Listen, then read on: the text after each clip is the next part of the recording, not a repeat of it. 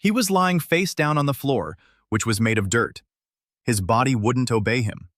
His arms felt like someone else's, slender, light, like a child's. He tried to breathe in, and the icy air burned his lungs. Somewhere, a woman was coughing nearby. It was a deep, wet cough. He'd heard a cough like that once before, when his father was in the hospital after a heart attack. That's how people cough when something inside them has been broken for a long time, and forever. He forced his eyes open. It was dark. He could see almost nothing. A dim light seeped in from above. Not a lamp, not a window. A crack in the wall plugged with a rag. A woman was lying nearby on the straw. Thin, yellow skin, sunken cheeks. She was coughing in her sleep, and each cough shook her so hard that the straw rustled. Two little girls were sitting by the wall, small, hugging each other. One had buried her face in the other's shoulder. Neither of them moved. He thought they were dead, and his heart pounded so hard that his ears rang. Then the younger one stirred. She raised her head. She looked at him with huge, dark eyes set against a gray face. She said he was talking in his sleep again. Her voice was quiet and steady. That's how children speak who have long since stopped crying because they no longer have the strength to cry. He raised his hand. The hand felt like someone else's, thin as a stick, covered in scabs, with dirt under his broken nails. The skin on his knuckles was cracked from the cold. It was the hand of a 15-year-old boy who hadn't eaten in 3 days. He knew it. He didn't remember it. He just knew it, as if someone had planted someone else's entire life inside his head. The boy's name was John Rice. His father had died during the last hay harvest. His mother was wasting away from consumption. His sisters were named Mary and Anne, 9 and 7 years old. The fall tax had taken every last ear of grain. The half sack of barley had run out a month ago. Yesterday, Jan had chewed on bark soaked in water. The day before yesterday, he hadn't eaten anything. He sat down. His head spun. The walls swam before his eyes. The shack was tiny, 4 paces by 4. An earthen floor, walls of logs stuffed with moss. A hearth in the corner. Cold. Dead. Not a single ember. No firewood. He looked at the girls. The youngest, Anne, stared at him without blinking. Her temples were sunken. He knew what that meant. Sunken temples in a child signaled the 3rd stage of exhaustion. Children don't survive past the 3rd stage. Something inside him tightened. Not in his chest. Deeper. Where John Rice from a small town in the Midwest used to live. A 3rd-generation butcher. A man who had stood behind the counter for 20 years, and whose first instinct was to see not a wallet in any customer, but how much that person ate. Sunny wrists. A thin neck. Gray skin. He saw it every day. In the homeless people who came into the shop just to warm up. In the mothers who bought trimmings because they couldn't afford the cutlets.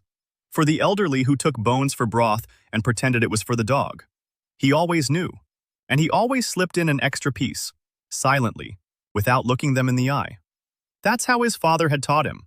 His father used to say that a butcher who doesn't see the hungry isn't a butcher, he's just a huckster. And now he was looking at Anne, at her sunken temples, at her slender fingers clutching her sister's shoulder, at her eyes, which showed no fear because she was already used to it. And that thing that had tightened inside him suddenly clicked, like a lock, like a switch. A gray, translucent door flashed before his eyes. It hung in the air right in the middle of the shack. Dull, barely visible. The girls didn't see it. Their mother didn't see it. Only he did. John stood up. His legs buckled. He braced himself against the wall with his hand. The wall was icy. He stepped toward the door. The door was within arm's reach. He looked back. Mary was asleep, her head nestled against Anne's shoulder. Anne had her eyes closed. His mother was coughing. No one was looking at him. He stepped through the door. The cold hit him first. Not winter cold. Different. Dry. Even. Familiar. It smelled like an industrial freezer. He was standing in a huge room. A concrete floor. No, not concrete. Something like concrete but different. Smooth. Gray. Cold under his bare feet. The ceiling was high, about 5 meters. Shelving ran along the walls. Metal. No, not metal either. Something similar. He took 3 steps and stopped. Carcasses hung from hooks. Beef half carcasses. Pork half carcasses. Lamb loins. Chicken carcasses tied in pairs. Smoked pork belly, dark brown with a layer of fat a finger thick. Salted pork in barrels. The barrels stood in rows. He walked closer. He opened one. The salted pork was perfect, pink, firm.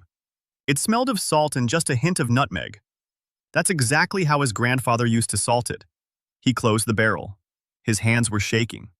He walked on. Sausages lay on the shelves. Dry ones, air-dried ones, smoked ones. Blood sausages in dark casings. Bundles of sausages. Further on stood a rack of tools. Boning knives, cleavers, bone saws, hooks, whetstones, leather aprons, scales with weights. He picked up a knife, a 6-inch boning knife. The handle fit his palm like a glove. The balance was perfect. The blade was sharp. He ran his finger along the edge and cut himself. The blood was real. The pain was real. The knife was real. He put the knife back and walked on. Behind the meat display cases, a smokehouse chamber opened up.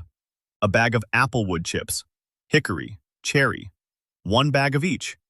He untied the bag of applewood chips and took a deep breath. The scent hit his nose, and he nearly fell over. That's how it smelled in his father's shop in the fall when they smoked pork belly for Thanksgiving. That scent was his childhood, his life, his home. He stood barefoot and dirty in the body of a stranger's dying boy in the middle of an impossible warehouse, sniffing the applewood chips. And for the first time since waking up, he understood.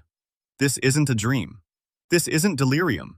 This isn't a hallucination of a dying brain. This is his second life.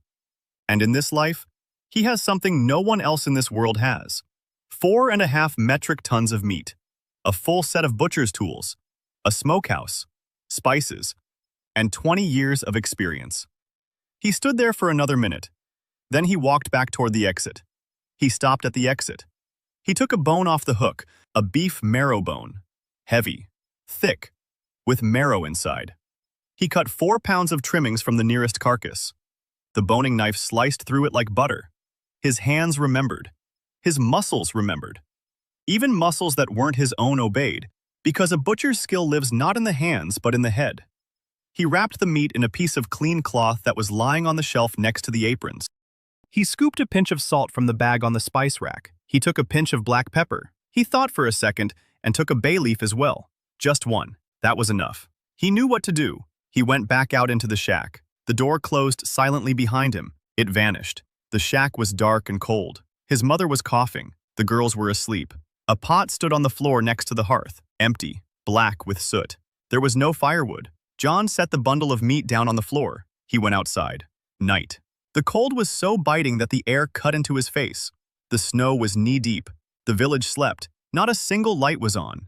23 houses stood dark and silent as graves. He walked around the shack. Behind the wall, he found what he was looking for, 3 dry logs, the last ones. The boy's body remembered that his mother had saved them for a worst-case scenario. That moment had come. He carried the firewood inside. He built a fire. His hands shook from the cold and weakness, but he managed. The fire caught on the 3rd try. The shack was lit up with an orange glow. Mary woke up. She looked at the fire, then at him. She didn't say anything. She just stared. He poured water into the pot from the wooden bucket by the door. The water was ice cold, with a film of ice on top. He set the pot on the fire. He added a bone, some scraps, a pinch of salt, a pinch of pepper, a bay leaf.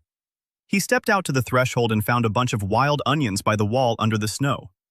Dry, frozen, but alive. He crumbled them into the pot. Mary sat and watched. She didn't ask where the meat came from. She looked at the pot the way one looks at a miracle. Anne woke up from the smell. The smell rose slowly. At first, just steam. Then a hint of salt. Then meat. The real smell of real meat. In a house where there hadn't been any food for a month. Anne sat up. Her eyes went wide. She didn't say a word. She just moved closer to the hearth. John knew the broth had to simmer for a long time, at least 6 hours. The bone had to release its marrow. The scraps had to fall apart. The collagen had to dissolve into the liquid. Then the broth would become thick and nutritious, exactly what people in the third stage of exhaustion needed. He knew something else too, something important. You can't give emaciated people too much all at once. He'd read about it when he volunteered to serve food to the homeless in Kansas City. Refeeding syndrome. When a starving person eats too much too quickly, their kidneys fail. Their heart can stop. Children die from this more often than adults. So no steaks, no large portions. Broth, warm, liquid, half a mug at a time, slowly. He sat down next to the girls and waited. 6 hours is a long time. During those 6 hours, he thought, he looked at the shack, at the holes in the walls, at the rags stuffed into the cracks, at the empty shelves, at his mother who coughed even in her sleep, at his sisters who pressed themselves against him on both sides to keep warm, at his own thin, unfamiliar hands. And he counted. 4.5 metric tons of meat. 10,348 pounds. If distributed at 1 pound a day to a family of 4, it would be enough to feed one village for 2 years. But he couldn't give it away. Word of the boy with endless meat would reach the Lord within a week. He'd be hanged. The meat would be lost. His family would die. So he couldn't give it away. He had to build. Slowly. Layer by layer. Like stripping meat from a bone. Layer by layer. Without rushing. Without jerking. First, the legend. A boy named Jan went into the forest and found a dead deer. He got lucky. It happens. Then he got lucky again. And again. People will start saying he has a knack for it. Then he'll start trading the meat for grain, for salt, for medicine. Then he'll open a shop, then a chain of stores. Then he'll become the one without whom this region cannot survive. And by then, no one will be able to touch him. Because you can kill a butcher, but you can't kill a man who feeds 3 villages. Neither the Lord nor the king would have the nerve to do that. The broth was ready by morning, thick, golden, with a film of fat on top. It smelled so strong that even John's stomach turned. He poured half a mug. He blew on it. He tasted it. The morning began with a chill. The fire in the hearth had burned out. The last log had turned to gray ash. John opened his eyes.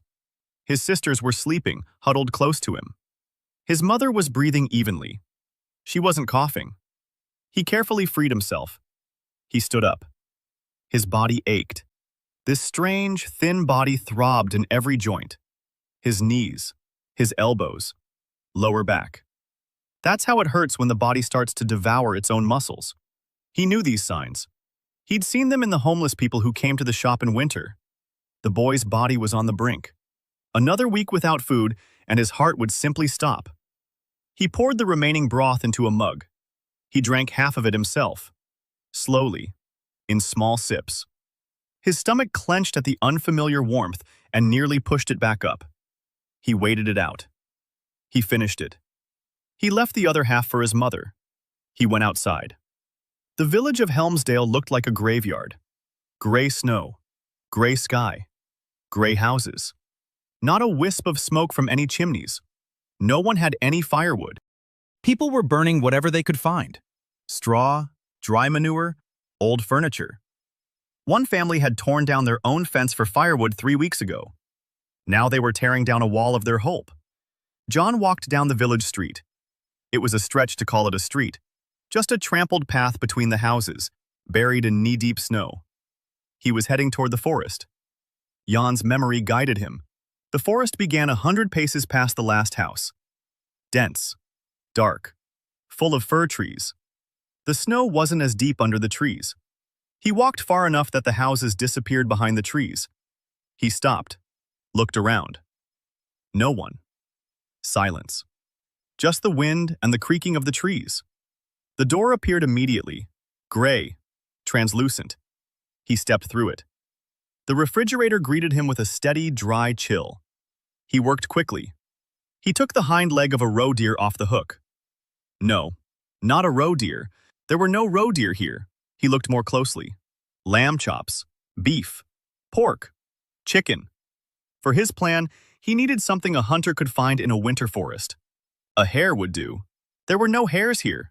He stood there thinking. Then he took a chicken carcass off the hook. a small one, about 3 pounds. He skinned it. He cut the fillets from the breast and thighs. He left the bones. He cut the meat into pieces that looked like hare meat, not perfect. Anyone who knows their meat would notice the difference. But in a village where they hadn't eaten meat in 3 months, no one would notice. He wrapped the meat in a cloth. He took another marrow bone, a handful of salt, 1 bay leaf. He stepped outside. The door had vanished. He stood in the winter forest with a bundle of meat. Now he needed a cover story. He looked around. He found a fallen tree. He cleared away the snow next to it. He trampled down a patch of ground. He tossed a few feathers onto the snow, feathers he'd thoughtfully plucked from a chicken carcass in the fridge. He scattered them. It turned out pretty well, as if someone had been butchering their catch here. He made the bloodstains the easy way. He cut his finger and let a few drops fall onto the snow in several places. Not much blood came out. It was enough. He smeared the red across the snow next to the feathers. He stamped his feet around the area. Now there was a story here.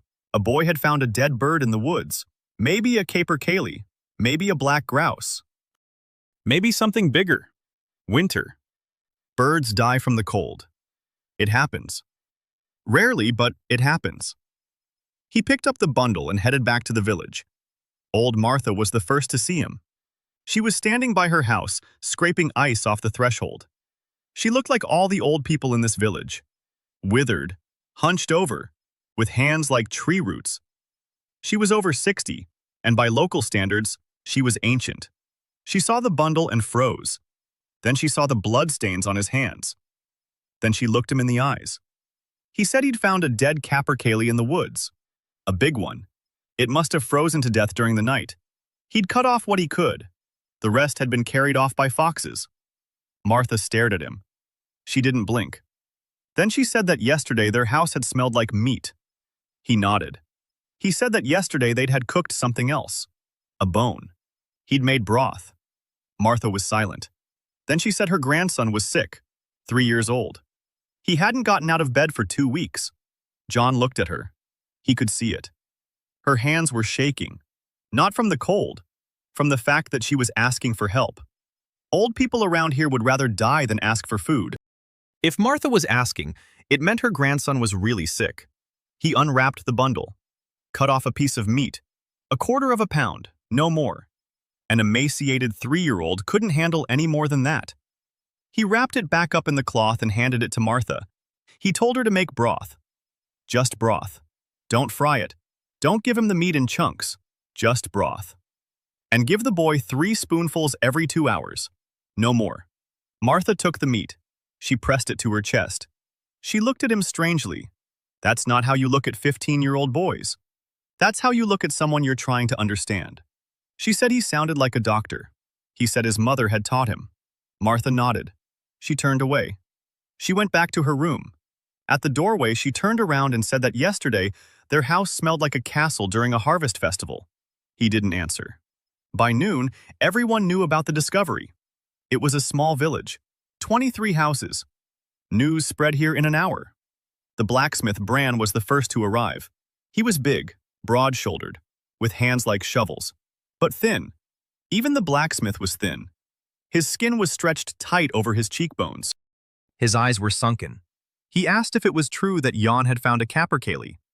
John said it was true. Bran looked at the bundle, at John's blood-stained hands, at his face. He asked if John would like to trade some of the meat for nails. He had nails. Good ones. Forged ones. John looked at the blacksmith. He saw what the butcher saw. A thin neck, sunken cheeks, brittle fingernails. The blacksmith hadn't eaten properly for at least 2 months. But he wasn't begging. He was offering an exchange, a trade, a fair deal. John said he didn't need the nails just yet, but he wouldn't say no to a pot. A bigger one, a 5-liter one if available. Bran nodded, said he had one. John cut off a piece of meat, 1/2 pound, and handed it to the blacksmith. He said it was a down payment. Bran could bring the pot whenever it was convenient. Bran took the meat, looked at it, then at John. He said that John had changed. Before, you couldn't get a word out of him, but now he seemed like a different person. John said that hunger changes people. Bran grunted. He left. An hour later, he brought the pot. A big one. Cast iron. With a lid. Jon took the pot and realized this was the first step. Not the meat. Not the broth. The pot. A tool. A butcher without a tool is just a man with a knife. A butcher with a tool is a business. He went back home. His mother was sitting on the couch. She wasn't coughing. She was looking at him. Her eyes were strange. Not joyful, not frightened. Alert. She said that Jon goes into the forest alone. He said yes. She said the forest is dangerous. Wolves. Bandits. He said he hadn't seen any wolves. She was silent for a moment. Then she said something else. She said he wasn't cutting the meat the right way. He froze. She said Jon had never held a knife like that. That's how the butchers in town hold them. She'd seen it once when she was little. Her father had taken her to the fair in Rinhold. The butcher in the shop held the knife exactly that way. Thumb on the heel. Index finger along the blade. Jon didn't know how to do that. Jon looked silently at his mother. She was frail. Sick. But not stupid. She could see. He sat down next to her. He said that a lot had changed. That he himself didn't understand what had happened to him. But he knew one thing. He wouldn't let them die. Not her, not Mary, not Anne. His mother looked at him. For a long time. Then she raised her hand. She placed her palm on his cheek. Her hand was hot and dry. She said he was her son. Whoever he might be. He was her son. He covered her hand with his own. He said nothing. He couldn't. By evening, he had made a second batch of broth. In a new pot. A bigger one. He added a skull bone, trimmings, salt, a bay leaf. He simmered it for 4 hours. The broth turned out thick and dark. The sisters ate slowly. He kept an eye on them. Half a mug each. No more. Another quarter an hour later. His mother drank a full mug. She didn't cough. Her complexion improved slightly, from gray to pale yellow. That's progress. Small, but progress. Before going to bed, he stepped out onto the porch. The village was silent. Fine, dry snow was falling. He stood there and counted. 23 houses, 84 yards. He could feed his family indefinitely. But 4 people in a well-fed village among the hungry, that's a death sentence. The neighbors will notice. Not in a month. In a week. When his sisters stop staggering as they walk. When his mother gets up from her bed. When he himself starts to gain weight. People have been killed for less. During a hungry winter, they'd be slaughtered without a second thought for a piece of bread. So he needs to feed more than just his family. He needs to feed the village. The whole village. But slowly, unnoticed. As if luck had turned its face toward Helmsdale. Today, a capercaillie. Tomorrow, maybe a hare. The day after tomorrow, maybe a fox. Not every day, once every 2 or 3 days. Small finds. Modest. Plausible. In 2 weeks, the village will get used to the fact that Jon has a light touch. In a month, they'll start asking him to take them hunting. Then he'll have to come up with a reason why he only goes alone. But that's for later. Right now, the main thing is for Anne to get through this week. He went back inside. He lay down next to his sisters. Mary pressed herself against his back. Anne buried her face in his chest. They both smelled of smoke and broth. He lay there and listened to them breathe. Evenly. Calmly. Well-fed children breathe differently than hungry ones. Quieter. Deeper. He knew that. And that knowledge made something inside him ache. But it was a good kind of pain. On the 3rd day, he brought a rabbit from the forest.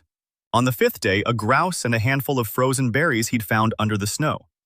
The berries were real. He really had found them. The grouse was chicken breast cut just right. No one noticed the difference. On the 6th day, the widow Helga Mahler came to their house. She stood at the threshold, hesitating to enter. Large, broad-shouldered, with red, weather-beaten hands. Behind her stood 4 children. The oldest was 11. The youngest was 3. All 4 were silent. They were looking at Jon. Helga said that Martha had told her about the broth, about how the boy, Jon, was feeding his mother and sisters. She said she hadn't come to ask for anything. She had come to offer her services. She knew how to sew. She knew how to do laundry. She knew how to smoke fish. Her late husband was a blacksmith. and she knows how to work with hides and tend the fire. She'll do anything for a bowl of food for the children. John looked at her. He saw it. The oldest boy clinging to his mother and pretending he wasn't hungry. The middle girl chewing on the hem of her own sleeve. The youngest wasn't crying. Children who have stopped crying from hunger are the worst. It means the body is already conserving its energy, even for tears. He told her to come in. Everyone. Right now. He put the pot on the fire. He had some meat left over from yesterday's hazel grouse, plus the bone, plus a handful of barley he'd traded with the miller 2 days ago for a quarter pound of smoked meat. He threw it all into the pot. The result was a thin broth. Enough for 10 people, half a mug each. Helga's children ate in silence. The youngest started crying, then he stopped. Then he fell asleep right at the table. Helga sat and watched her children eat. Her face was stony. She didn't cry. Women like that don't cry in front of strangers. She ate her portion last, slowly, down to the last drop. Then she looked at John and said she was his. Just like that, without explanation. She was his. Wherever he told her to go, she'd go. Whatever he told her to do, she'd do. Because her husband had died that spring.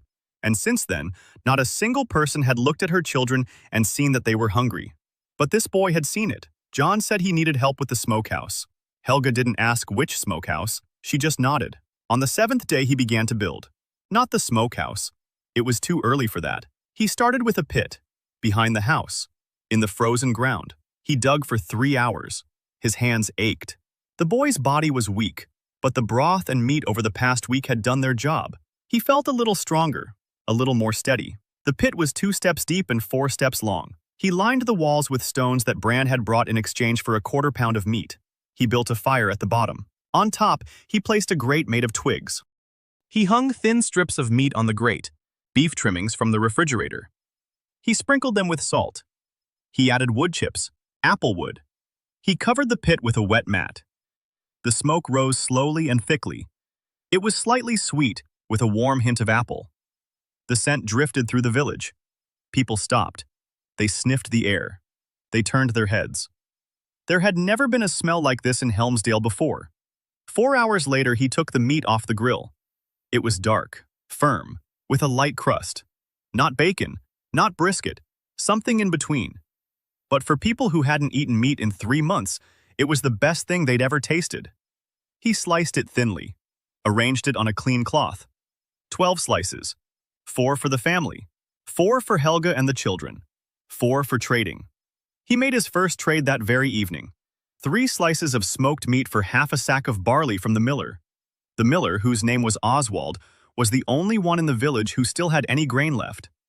He kept it in the cellar and handed out a handful in exchange for anything of value: silver coins, clothing. 3 weeks had passed. The village was changing, slowly, almost imperceptibly to those who lived there every day. But John could see it. He had grown accustomed to judging people by signs of hunger, and now judged them by signs of satiety. Mary had stopped staggering when she walked. Anne had regained enough strength to get up from her bed and walk around the house. Her temples were still sunken, but not as alarmingly so. Her mother got up every morning. She coughed, but less often. The herbal decoction was doing its job. She began to help around the house. She washed the pot. She mended clothes. She tended the fire. Helga's children looked better. The younger one had stopped falling asleep on his feet. The older one had started hauling firewood and water. Helga herself worked like a horse. She kept the fire going in the smoking pit. She washed the tools. She sliced the meat for smoking. She didn't ask where the meat came from, not once. John thought she might have guessed. He didn't know, but he sensed that something didn't add up in the story about the lucky hunter. A 15-year-old boy couldn't bring meat back from the forest every 2 to 3 days without traps, without a bow, without a dog. But Helga said nothing. Because her children were eating. And when children are eating, there's no point in asking questions. Tobias lived on the outskirts of the village, in a house that was worse than a shack. 4 walls and a roof. One of the walls had collapsed and was propped up with a log.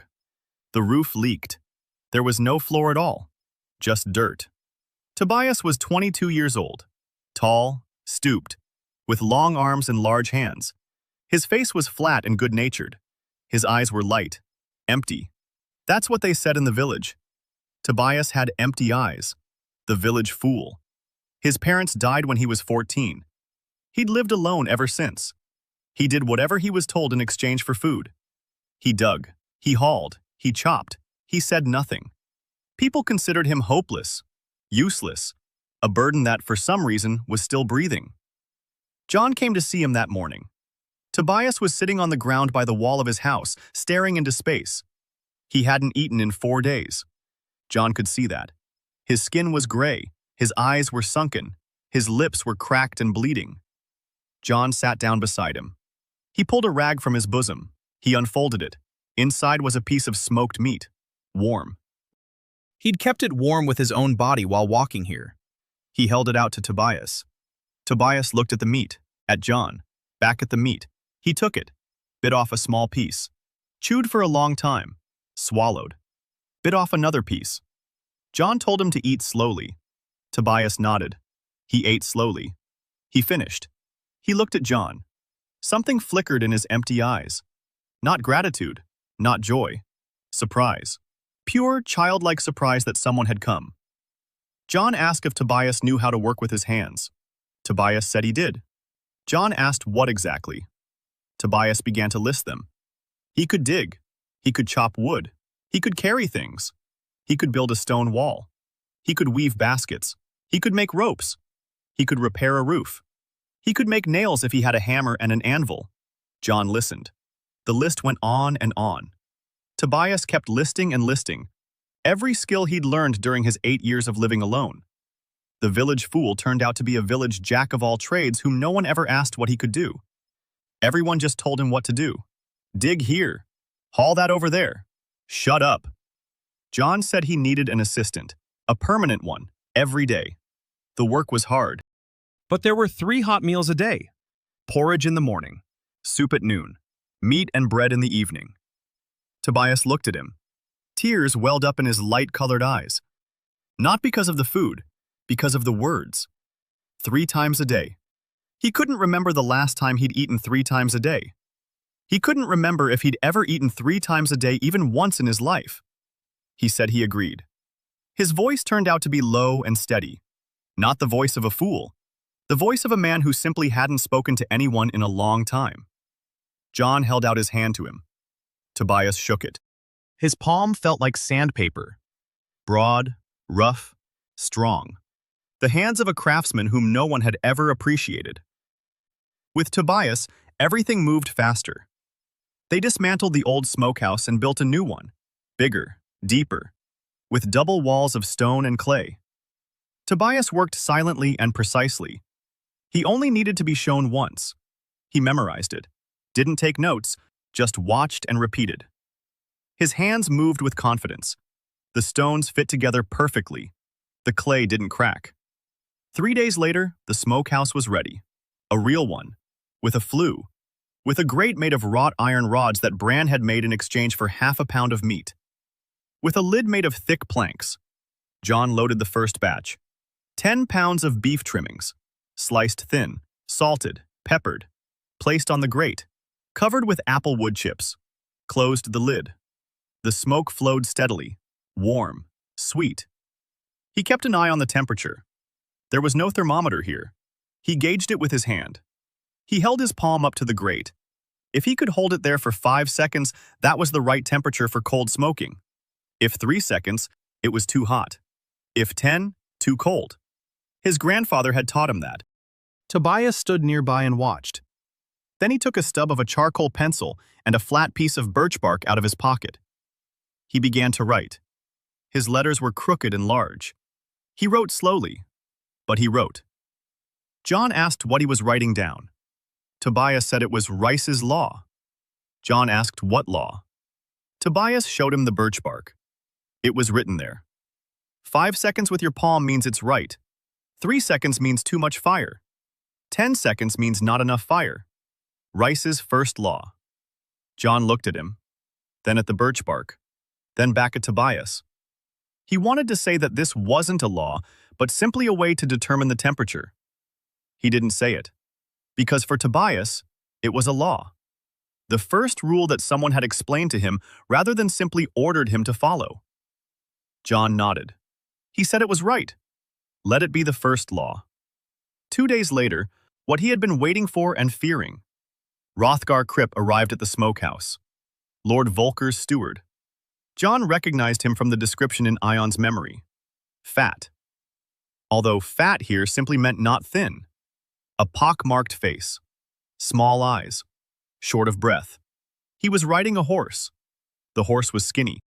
2 horsemen followed him, Lord Volker's guards. Both wore chainmail and carried swords. Kripp stopped in the middle of the village. He dismounted with difficulty. He looked around. He sniffed the air. Smoke from the smokehouse still hung in the air. Kripp turned his head toward the rice house. He walked over. John was standing by the smokehouse with Tobias. He saw Kripp and his heart began to beat faster. But he didn't run. He didn't hide the meat. He didn't pretend to be poor. That would have been a mistake. Kripp had already caught the scent of smoke. It was too late to hide it. So he had to do the opposite. Show it. John wiped his hands on his apron. He stood up straight. He waited. Kripp approached. He looked at the smokehouse. At the meat on the rack. At John. He asked who he was. John replied that he was John Rice. From the farm of Thomas Rice. Kripp asked where the meat came from. John said he hunted in the woods. Set traps. Brought it back. Kripp narrowed his eyes. He said that hunting in Lord Volker's woods without a permit was a crime. You'd be hanged for a deer. Whipped for a hare. John replied calmly. He said he didn't hunt deer. He caught small game, birds and rabbits, things not mentioned in the Lord's decree. Kripp looked at him. A 15-year-old peasant boy was speaking to the Lord's steward in an even voice. He didn't tremble. He didn't bow. He didn't stutter. Kripp noticed this. He walked over to the smokehouse. He looked at the meat. Dark, even slices. The aroma of apple wood chips. Salt. Pepper. Kripp swallowed. John saw it. He saw his Adam's apple twitch. He saw Kripp lick his lips. The Lord's steward was full. But even a full man reacts to the smell of properly cooked meat. It's a reflex. It's chemistry. It's something a butcher knows better than any chef. John took 3 slices off the grill, placed them on a clean cloth, held them out to Kripp, said it was a token of respect for Lord Volker, from the Rice family, a modest gift. Kripp looked at the slices, at John. He took them, bit off a piece, chewed. His face changed. Not much. His jaw muscles relaxed slightly. His nostrils flared slightly. He finished the slice in silence, took the second one, finished that one too. He tucked the third one into his shirt front, looked at John, said the rent for this courtyard hadn't been paid since the fall. He said he knew. He said his father had died. His mother was ill. He was the sole breadwinner. But he would pay, as soon as he got back on his feet. He asked for a reprieve until the end of winter. Kripp was silent. He just watched. Then he said that the end of winter was the end of the month. If the tax hadn't been paid by the end of the month, the rice farm would go to Lord Walker, and the family would be out on the road, in winter, with a consumptive mother and 2 young girls. Kripp said this in an even voice, without malice, without pleasure. As a matter of fact, he turned and walked away, mounted his horse, rode off. 2 guards followed him. John stood and watched them go. Tobias stood beside him. He said nothing. Then he said that Kripp was a bad man. John said that Kripp wasn't bad. Kripp was just an ordinary man. Most people are like that. They don't mean any harm. They just do their job and don't think about the fact that their work kills people. Tobias thought for a moment. Then he said that was worse than being bad. John looked at the village fool. Tobias looked back at him with clear, bright eyes. He was right. It was worse. The journey to Rinhold took the whole day. 17 miles along the winter trail. Snow up to his knees. The wind blowing in his face. The boy's body was giving out with every step. His legs were buckling. His lungs were burning. John walked and counted his steps. 1,000 steps. A rest. A sip of water from the canteen. A piece of smoked meat. A small one, the size of his pinky. Just enough to give him the energy for the next 1,000 steps. Helga walked in silence. Not once did she complain. Not once did she suggest stopping. She just kept walking. When he stumbled, she caught him by the shoulder. Silently. No comments. She'd steady him on his feet and keep going. Halfway there, they came across a wagon train. 3 wagons. Empty. Heading north from Rinhold. The driver looked down at them. A boy and a woman. In winter. On foot. On the road where 2 murdered merchants had been found 3 weeks earlier. The driver shook his head and drove past. He didn't offer them a ride. He didn't ask where they were going. Here, it's every man for himself, especially in winter. Rinhold came into view at sunset. A small town. 1,000 households. A log wall. A gate. 2 guards. Both in chainmail and helmets, with spears. One was dozing. The other was chewing on something. They let them through without asking any questions. Peasants. Who needs them? The town smells different from the village. Smoke, manure, wet wool, sour beer, tanned leather. People. Lots of people, even in winter. Shops, workshops, taverns. The Church of the One Light with its bell tower.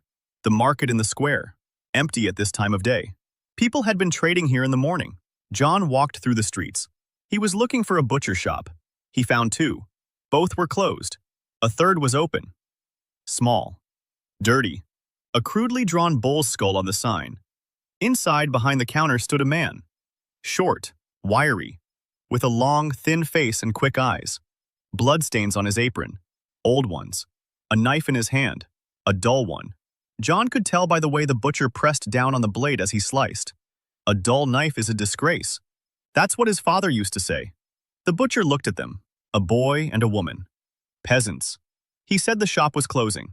John took a bundle out of his bag. He unwrapped it. 5 pounds of smoked meat. Even, dark slices. The smell of apple wood chips filled the shop. The butcher fell silent. He looked at the meat. Then at John. He stepped closer, took a slice, turned. He sniffed it, took a bite, chewed slowly. His eyes changed. John knew that look. That's how professionals look when they see someone else's work and realize it's better than their own. The butcher finished chewing. Silently, he took a second slice, chewed that one down too. He looked at John, asked who had made it. John said he had. The butcher said he was 15. John said yes. The butcher looked at his hands, at the calluses, at the knife cut, at the way John held the bundle, confidently, with ease. Like someone who'd held bundles of meat 1,000 times. The butcher asked where he'd learned. John said his father had taught him. The butcher asked who his father was. John said his father had been a butcher. He's dead. The butcher was silent for a moment. He said that for this kind of work, he'd pay 2 silver coins per pound. John did the math. 5 pounds. 10 silver coins. That was 3 times more than he'd expected. He didn't show any surprise. He said he'd accept. The butcher took out his wallet. He counted out 10 silver coins. He placed them on the counter. John took them. They were heavy, cold. 10 silver coins in the pocket of a 15-year-old farm boy were a fortune. The butcher asked if there would be more. John said there would be. In 2 weeks. The same amount. Maybe more. The butcher nodded. He gave his name. He said his name was Carl Brenner. This shop was his. 30 years behind the counter, he knew meat, and this meat was the best he'd seen in 10 years. John shook his hand. He left. He stopped on the street. 10 silver coins. 3 for the tax. That leaves 7. With 7 silver coins, he could buy... He began to calculate. A sack of grain. 2 silver coins. Salt. 1 silver coin per pound. No, too expensive. He took half a pound. Half a silver coin. Medicinal herbs. From the apothecary at the market. Constant foot. Thyme. Elecampane root. Altogether, 1.5 silver coins. 3 left. With 3 silver coins, he bought something no one in his position would buy. Rope. 3 skeins. Strong. Hemp. And a roll of canvas. Clean. Thick. For wrapping meat. Helga looked at his purchases. She said nothing. When he bought the canvas, she spoke for the first time. She asked why he needed the canvas. He said it was for wrapping. She asked what he was wrapping. He said it was for meat. To sell. She looked at him. Then she said that he was thinking about selling and not about today.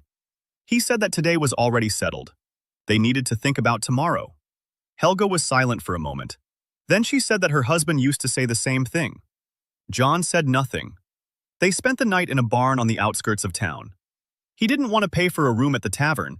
The barn was cold but dry. He spread out some straw.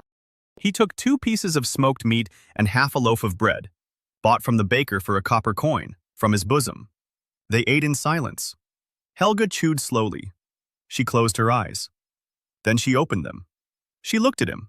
She said that this meat wasn't from the forest. John froze. Helga spoke softly, calmly. She said she was a blacksmith's wife, or had been. A blacksmith works with metal every day. She knows what a knife forged by a village blacksmith looks like and what a knife forged by a city craftsman looks like. The knives John uses aren't village knives. They're perfect, smooth, well-balanced. No one in Helmsdale has knives like these. No one in Rinhold either. She'd seen his knives when he was cutting meat for the smokehouse. She'd kept quiet for 3 weeks. But now they're far from the village, and she wants to know. Where did they come from? John sat on straw in the dark barn and looked at Helga. At her red hands. At her calm, weather-beaten face. At her eyes which held no fear. Only a question. An honest, direct question. He could have lied. Made up a story. Said he'd found the knives. That he'd stolen them. That he'd traded them. He looked at her and realized he couldn't lie to her. Not because she'd catch him in a lie, but because she was the first person in this world who walked beside him and asked for nothing in return except food for the children. He said he couldn't tell her everything. Not now. But he would tell her one thing. He had a stockpile. Not endless, but large. And that stockpile would be enough to feed Helmsdale until spring. And beyond spring. And until next winter. If he does everything right. Helga listened. She didn't interrupt.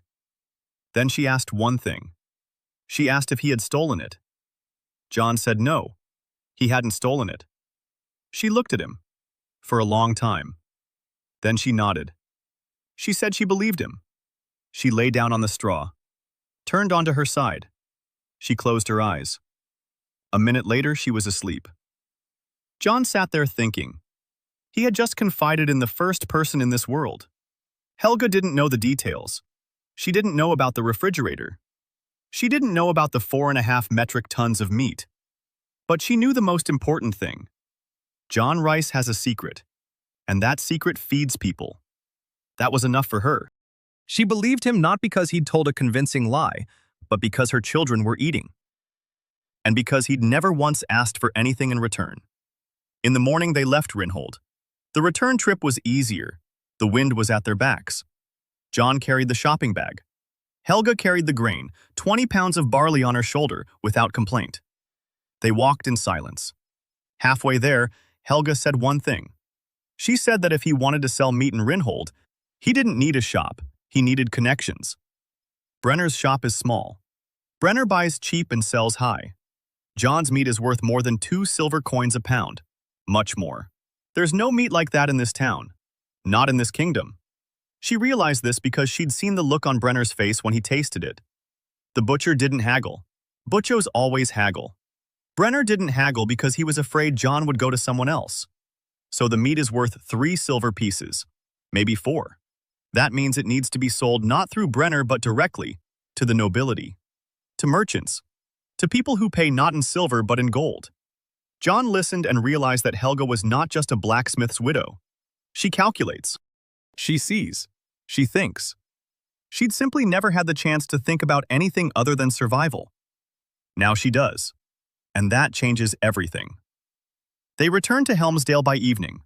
Mary ran out to meet them. She hadn't run like that in a long time. She was running. Thin. Slender. With her hair blowing in the wind. She collided with John and wrapped her arms around him. Silently. She didn't cry. She just held him. Anne stood in the doorway smiling. Her mother was sitting by the hearth. She was coughing. But when she saw the sack of grain, her eyes changed. Not joyful. Calm. Grain is life. Grain is porridge in the morning. Grain is bread if there's flour. Grain means there will be tomorrow. John poured salt onto the shelf. He hung herbs above the hearth to dry. He unfolded a piece of cloth. He laid out some ropes. He looked at his home. A shack. 4 walls. A dirt floor. Holes in the roof. But there's salt on the shelf. Herbs are drying above the hearth. A piece of cloth for wrapping lies against the wall. In the corner stands a cast iron pot. An apron hangs on a hook. This is no longer the hovel of a dying peasant. It is a workshop. Poor, pitiful, but a workshop. A place where work gets done. He counted out 3 silver coins. Set them aside. To be handed over. Tomorrow he'll take them to the village headman. The village headman will pass them on to Crip. Crip will take them and leave. And John will have another month. Maybe 2. Maybe until spring. That will be enough. Winter wouldn't let up. The 3rd long winter weighed on the northern villages like a stone on the chest. Every morning, someone found another dead body. Not in Helmsdale, in the neighboring villages. In Midwood, 6 miles to the west, 11 people had died in a week. 3 children. 2 old people. A nursing mother with her infant. 5 men who had gone into the woods for firewood and never returned. They were found 3 days later, frozen to death, lying in a circle. They'd tried to keep each other warm. It didn't help. In Creston, to the south, 2 houses burned down. People were living dry straw for heat. A spark fell on the roof. Fire spreads quickly during a harsh winter because people don't have the strength to run. 6 people burned to death. No one died in Helmsdale. That was strange. It was noticeable, though. Smoke rose from the chimneys every day. Slightly sweet, with a hint of apple. At the Rice family's house, a cast iron pot sat on the hearth morning and evening. At Helga's, the children stopped begging for food from the neighbors. Bran the blacksmith was working. He was hammering away, forging nails. He forged because he ate, and he ate because John paid him with meat for his work. Old Martha walked upright. Her grandson was running around the yard, the very same 3-year-old who had been lying on the cot for 2 weeks. He ran. He fell. He got up. He ran again. Martha stood and watched him. She smiled with her toothless mouth. Agnes, the widow with 2 teenage sons, received half a pound of meat a week from John. Her eldest son began helping Tobias with the smokehouse. Oswald the miller traded with John regularly, barley for smoked meat. An equal exchange. Both were satisfied.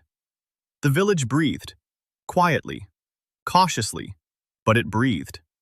A month passed. John paid his tax, 3 silver coins. The village elder named Aldrich accepted the money. He looked at John. The elder was old, over 60, thin, hunchbacked. His face was deeply wrinkled. He had been village headman for 20 years. For 20 years, he had handed over the harvest to Lord Volker. For 20 years, he had watched the peasants die of starvation every winter. For 20 years, he had counted the dead. He looked at the 3 silver coins, then at John. He said that the Rice household was the first in the village to pay this year. John didn't answer. Aldrich put the coins away. He said one more thing. He said that people were talking about John. They say he's changed, that he's not the same boy he used to be. They say he has a gift, a light touch, good luck in the woods. They say all sorts of things. Aldrich said he didn't care about the talk. There was one thing he did care about. Not a single person had died in his village in a month. For the first time in 3 winters.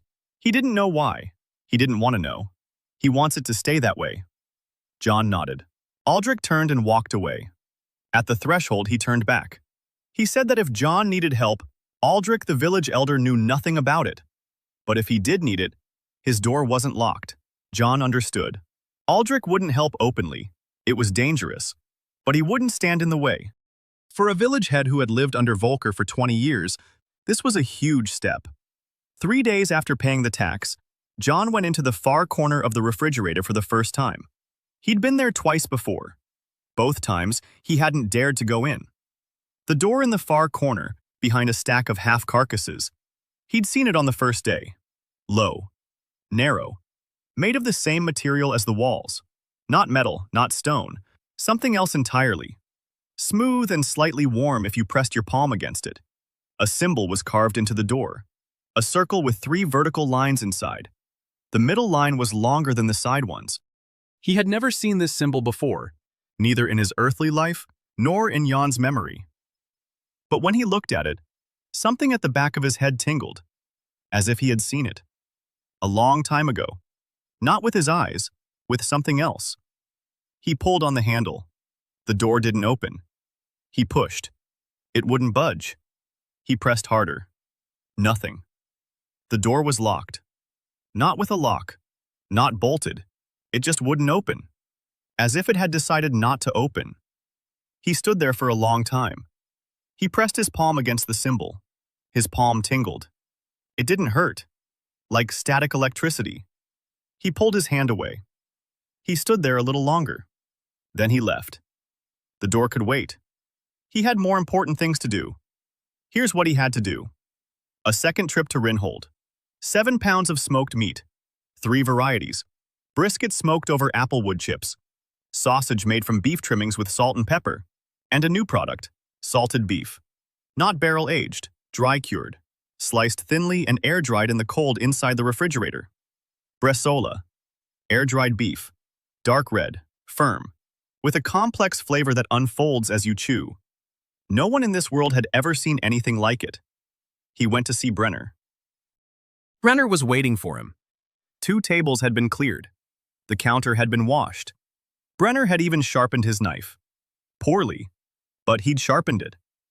Jan laid out the meat. Brenner tasted it. The brisket. He nodded. Familiar. Good. The sausage. He chewed. His eyes narrowed. Better than last time.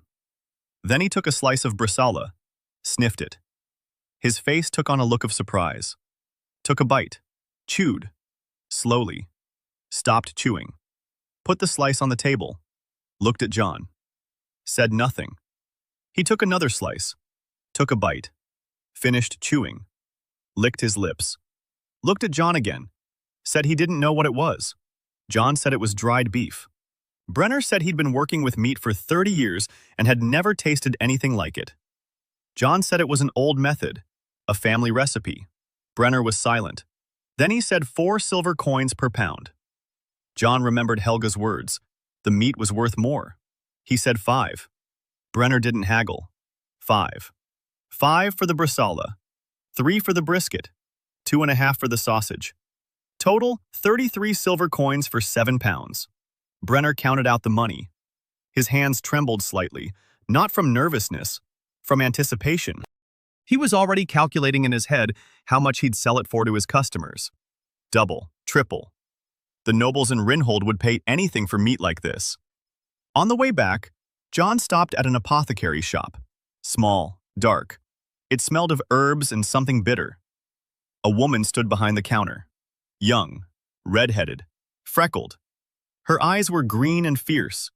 She was wearing a dark dress that was too big for her. Her hair was pulled back into a bun. Her hands were red from work. She looked at Jan, at Helga, the farmers. She said the apothecary was closing. Jan looked at the shelves behind her, half empty. Vials, little bags, bundles of herbs. Not much, too little for a pharmacy. He looked at the girl, thin. Not thin from hunger, but thin from nerves. The kind of thinness that comes from lack of sleep and fear. Dark circles under her eyes. Bite marks on her nails. She stood behind the counter and pretended she didn't care. But her hands gave her away. She was nervously fiddling with the edge of her apron. Jan asked if she had any elecampane root. She said she did. 1 silver coin per little bag. He asked if she had anything for a chest ailment. She looked at him, more intently. She asked what kind of chest ailment it was. He described it. A cough. A wet, deep cough, along with emaciation and fever at night. The girl listened. Her expression changed. The anger faded. Something else appeared. Interest. Professional interest. She said it was consumption. She said there was no cure for consumption. But it could be slowed down, made more bearable, with the right mixture. Colt's foot, thyme, licorice root, honey if available, and something else. She hesitated. She looked at the door, then at Jan. She said quietly that she had a remedy, but it wasn't the kind sold in pharmacies. It came from banned books. The church considered it heresy. She fell silent. John looked at her, young, frightened, alone in a strange city, working in a pharmacy that most likely didn't belong to her. She spoke of banned books in a whisper. He asked her name. She paused. Then she said, Lyra. Lyra Morven. He asked where she was from. She said she was from the south. She didn't say anything else. He didn't press her. He took 2 slices of bresaola out of his bag. He placed them on the counter. He said he needed her help, not just with medicine for his mother. He needed someone who knew about herbs and brines, someone who knows chemistry. How much salt is needed per pound of meat so it doesn't spoil in a month? Which herbs stop decay? Which spices kill worms in meat? Lyra looked at him, at the meat, at his face. She didn't understand. A 15-year-old peasant had come into a pharmacy and was offering her a job involving meat and chemistry. It didn't make sense to her. She picked up a slice of bresaola. She sniffed it, took a bite, chewed, stopped chewing, looked at the slice in her hand, then at John. Asked what kind of meat it was. He said it was dried beef. His recipe. She said she could taste something in it she hadn't tasted before. Salt, pepper, something else. Nutmeg. And something else she couldn't quite identify. He said it was cumin. She repeated the word. Cumin. She looked at him. She said that cumin in meat was interesting. She said that in pharmacopoeias, cumin is used to preserve tissues, for embalming. But she'd never thought it could be used in food. John said that food and embalming work on the same principle. To stop decay. To preserve integrity. Only food is for the living, and embalming is for the dead. Lyra looked at him for a long time. Her eyes changed. Not angry, not frightened, curious. She said she needed to think it over. John said he'd be in Rinhold in 2 weeks. If she made up her mind, he'd be waiting at Brenner's shop in the morning. He picked up the medicine for his mother, paid, left. He turned around at the doorway. Lyra was standing behind the counter, looking at the slice of bresaola in her hand. She wasn't eating it. She was examining it, turning it over, sniffing it. She traced the fibers with her finger. John smiled and walked out. Helga was waiting on the street. She asked who that was. John said it might be their herbalist. Helga asked why they needed an herbalist. John said that meat without the right herbs keeps for a month, with the right herbs a year, and he needed it to keep for 3 years. Helga looked at him. Then she nodded. They walked back in silence. Halfway there, Helga spoke up. She said her husband used to make plans too, a year ahead, 2 years ahead. She used to help him. She counted the money. She kept track of the orders. When he died, the plans were gone. All that was left was survival. Day by day, food, firewood, not freezing to death. Not to die. She'd lived like that for 8 months. Now she had a plan again. Someone else's. A plan she didn't understand. A 15-year-old boy who spoke like an adult, thought like a merchant, and cut meat like a master. But it was a plan. And there was a place in it for her and her children. She said this in an even voice, without gratitude, without any drama, just a fact. John walked beside her and listened. He thought about how the team was starting to come together. Helga, Tobias, maybe Lyra. 3 people. That's not enough. But 6 months ago, he had no one. Just a dying body and 4.5 metric tons of meat. Now he had people. People were more important than meat. Meat runs out. People don't. Lyra arrived 12 days later. Not 14 as he'd said. 2 days early. John was at Brenner's shop when he saw her on the street. She was walking quickly, a bag on her back. Her hair was disheveled. Her raincoat was dirty. Her shoes were worn through with holes. She saw him and stopped. She stood there and looked at him. Then she walked over. She said the pharmacy had been shut down. The owner had fled the city. He owed money to the Apothecaries Guild. He'd packed his things in the middle of the night and left. Lyra had been thrown out onto the street. Without money, without a roof over her head. With a bag containing books and 3 small pouches of dried herbs. She stood in front of him and didn't ask for anything. She just stood there, angry, soaked, hungry, with her back straight and her fists clenched. She didn't know how to ask. She'd forgotten how. Or maybe she'd never known how. John told her to follow him. He led her into Brenner's shop. Brenner looked at the girl, at John. He said nothing. John asked for hot water and bread. Brenner brought it. Lyra ate the bread and drank the water. Her hands were shaking. Not from the cold, from anger. She was angry at herself for being alone again, for losing her place again, for being unwanted again. John sat down across from her. He waited until she finished eating. Then he asked if she remembered his offer. She did. He said the offer still stood. He needed someone who knew about herbs, about brines, about the chemistry of preservation. The pay, 3 hot meals a day, a roof over her head, safety. Lyra looked at him. Then she asked where. He said in a village, 17 miles to the north. She asked which village. He said Helmsdale. She asked what was there. He said there was a smokehouse, people, and meat that needed to be preserved, not for a month but for 3 years. Lyra was silent. Then she said it was madness. Then she said she agreed. Then she said she had one condition. Just one. No one touches her books. Not a single person. The books were the only thing left of her teacher. If anyone so much as looked at them askance, she'd leave. John said no one would touch them. She nodded, finished her water, stood up, said she was ready to go. The 3 of them walked 17 miles. John, Helga, and Lyra. Lyra walked and talked without stopping. She told them that her teacher had been an apothecary in the capital, the best in the city. Nobles and merchants went to him, and once even the duke's wife sent for him. He treated people with herbs, infusions, and ointments, following books he had transcribed himself from ancient scrolls in the monastery library. The Church of the One Light declared him a heretic because he said that illnesses came not from sins, but from filth and bad water. They burned him at the stake in the town square. She stood in the crowd and watched. She was 15. That night, she took all the books she could carry from his workshop. 4 volumes, heavy, handwritten, with drawings of plants and recipes for medicines. She fled for 2 years, from city to city. She took jobs at pharmacies. She was fired when they found out she treated people with herbs instead of prayers. Or when she argued too much. Or when she spoke the truth that people didn't want to hear. Helga listened in silence.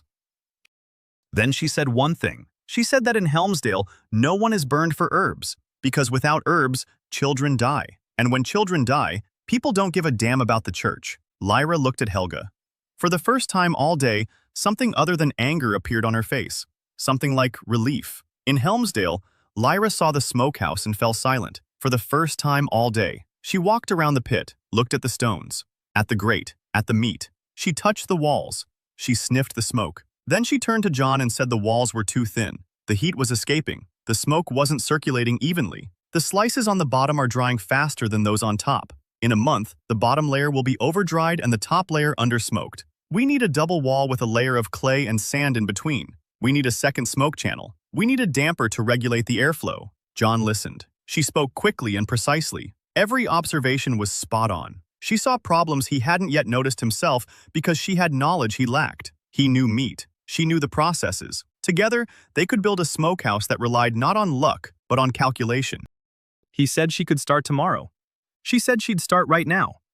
She asked Tobias for charcoal and birch bark. Tobias gave it to her. She sat down on the ground right next to the smokehouse and began to sketch. A diagram of the new chamber, with double walls, with channels, with dampers. Tobias stood nearby and watched. Then he took out his piece of birch bark. He wrote it down. The second law of rice. Double wall. Air gap.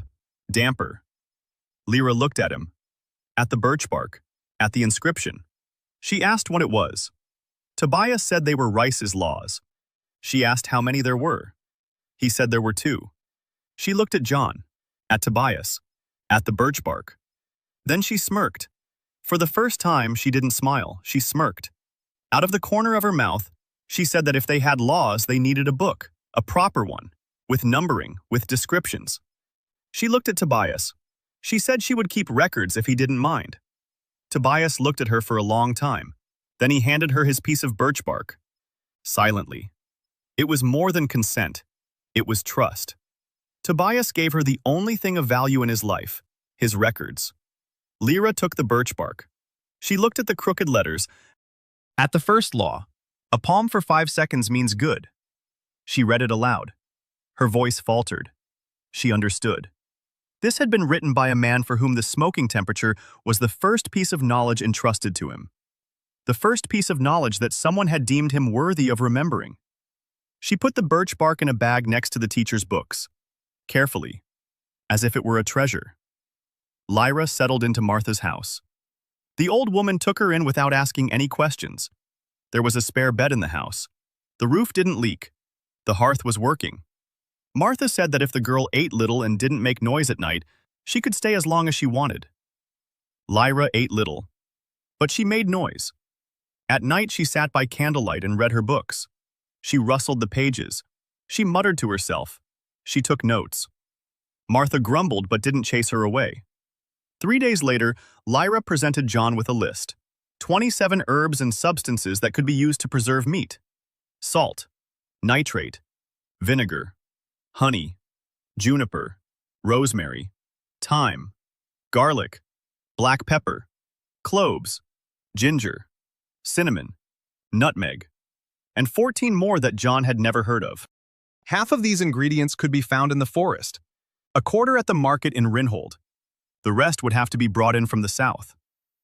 John looked at the list and thought, 27 ways to preserve meat, 27 new products, 27 reasons for people to pay him money. Lyra isn't just an herbalist. She's a researcher. She thinks in terms of but-in systems. He asked if she could calculate the exact proportion of salt for ham that would keep for 6 months without a barrel. Lyra said she could. It would take a week. And meat for the experiments. A lot of meat. He said the meat would be provided. While Lyra was calculating the proportions, life in the village continued to change. John expanded his trade.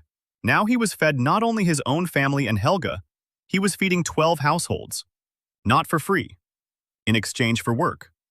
Agnes and her eldest son helped with the smokehouse. Bran forged tools. Bran's wife washed and mended the cloth used for packaging. 2 brothers from the far end of the village chopped firewood. Old Wolf, who could barely walk, wove storage baskets. Everyone did what they could. Everyone received food in return. A pound of meat a week per family, or broth every day, or porridge with smoked meats. John kept track, in his head, who worked how much, who ate how much, who owed how much. He didn't write down the debts. He kept track of the work. Debts bind people with fear. Work binds them with purpose. That's what his father used to say when he explained why their shop had been in business for 60 years while competitors closed down after 5. People don't go back to where they're supposed to. People return to where they're needed. By the middle of the 2nd month, something happened he hadn't anticipated. People from neighboring villages began to arrive. The first to arrive were 2 men from Midwood. Thin, ragged, with empty eyes. They'd heard there was food in Helmsdale. They came to ask for some. John stood by the smokehouse and watched them. 2 men. One was young, about 20. The other was older, about 40.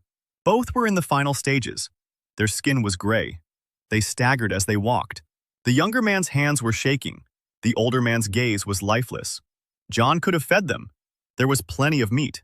But his mind was on other things. If he fed these 2, 10 would come tomorrow. In a week, 100. In a month, the whole county would be lining up at his door. And there wouldn't be enough meat. 4.5 metric tons is a lot. But not an endless supply. If he fed 100 people every day, the supply would run out in a year and a half. And he needed it to last 3 years. He stood there thinking. The 2 men stood there waiting. Tobias stood nearby waiting too. He was waiting for John would say. John had said he'd feed them, but not for free. He asked what they could do. The younger one said he could do carpentry. The older one said he used to be a hunter. A real one. With a bow. With traps. Until Lord Walker banned hunting in the woods. John looked at the older man. A hunter. A real hunter.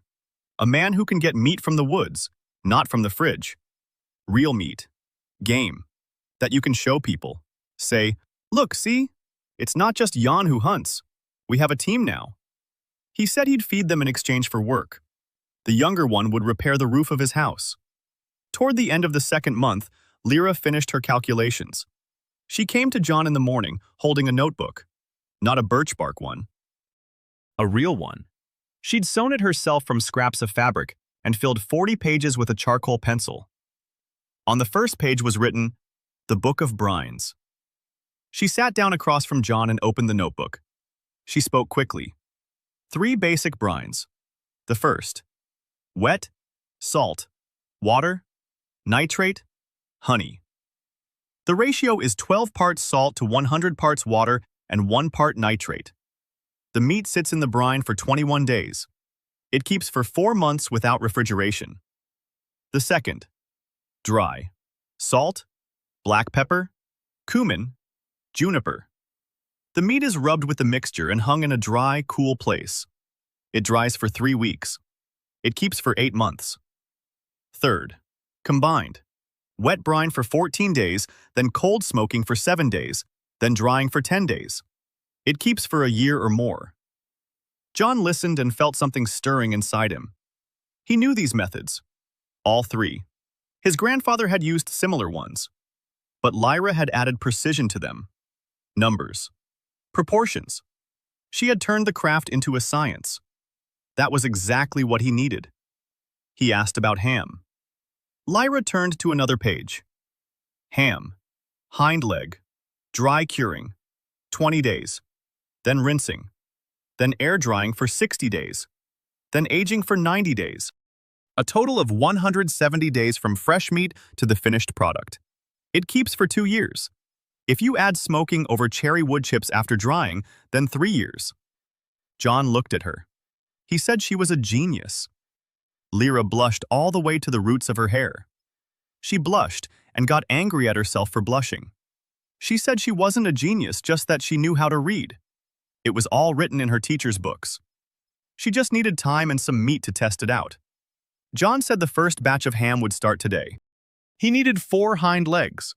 He knew where to get them. He waited until nightfall.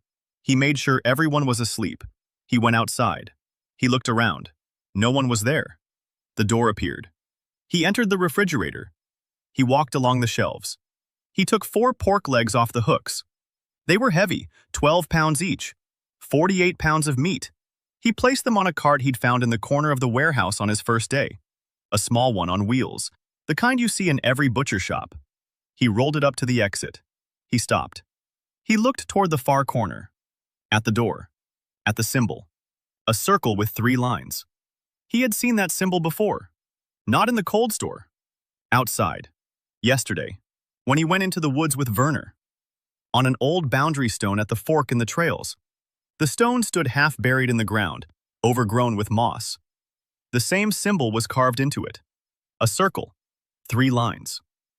John asked Werner what kind of stone it was. Werner said he didn't know.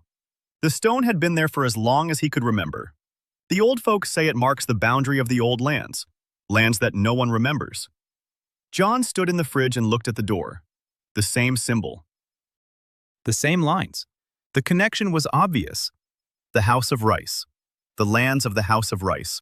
Boundary stones marking the borders of estates. Destroyed 300 years ago. But the stones remained. And the door remained.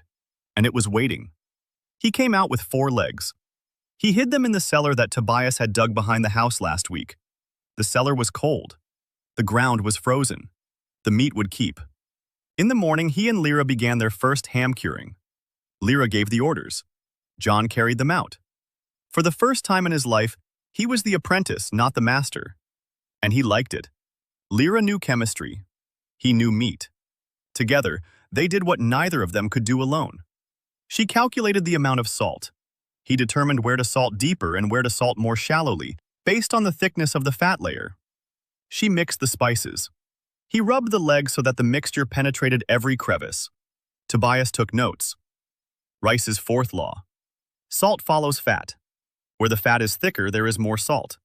Lyra dictated the exact figures to him. Tobias wrote those down too. The fifth law.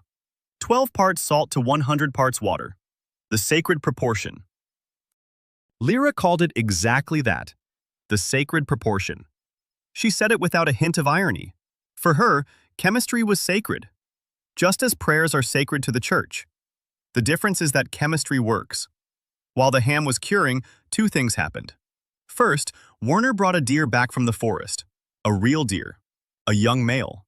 He found it dead at the edge of the woods. The deer had died of hoof and mouth disease, a disease that was decimating livestock throughout the kingdom. Werner said the meat was inedible. It was diseased. John looked at the deer. Werner was right. Foot and mouth disease isn't transmitted to humans through meat if the meat is properly processed. John knew that. In his world, it was called proper sanitary processing. But explaining this to Werner was pointless and dangerous. If people found out that he had fed them the meat of a sick deer, their trust would collapse overnight.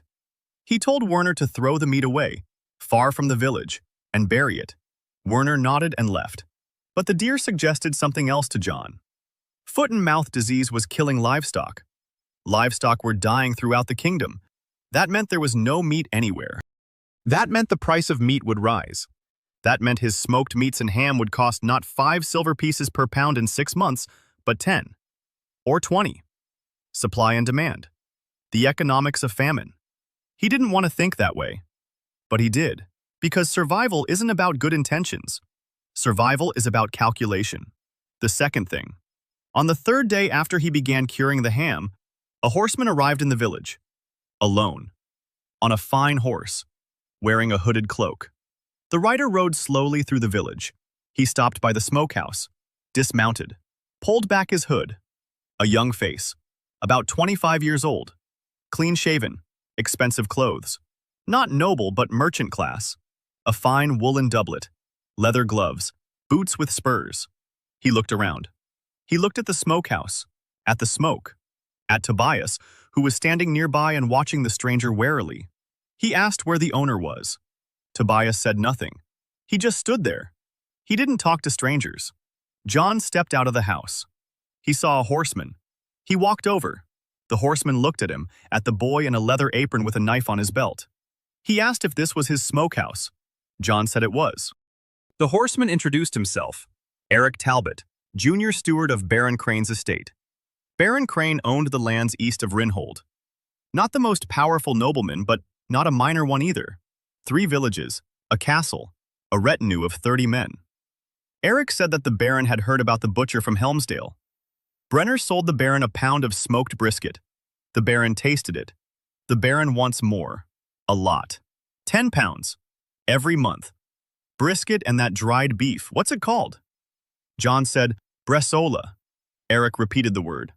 Bresaola. He nodded. He said the Baron was willing to pay. A good price. John stood there counting. 10 pounds a month. 5 pounds of bacon. 5 pounds of bresaola. 3 silver coins per pound of bacon and 5 for bresaola. 40 silver coins a month. The third month began with a blizzard. For 3 days the wind howled so fiercely that it was impossible to leave the house. Snow buried the smokehouse right up to the roof. Tobias and Heinrich dug it out every 4 hours. They worked in silence, in the dark, in the icy wind. Lyra sat in Martha's house and wrote. She had filled a second notebook. Brine recipes, proportion charts, drawings of plants, notes on which spices go well with which. She worked like a woman possessed. She slept 4 hours at a time. She ate very little. John kept an eye on her.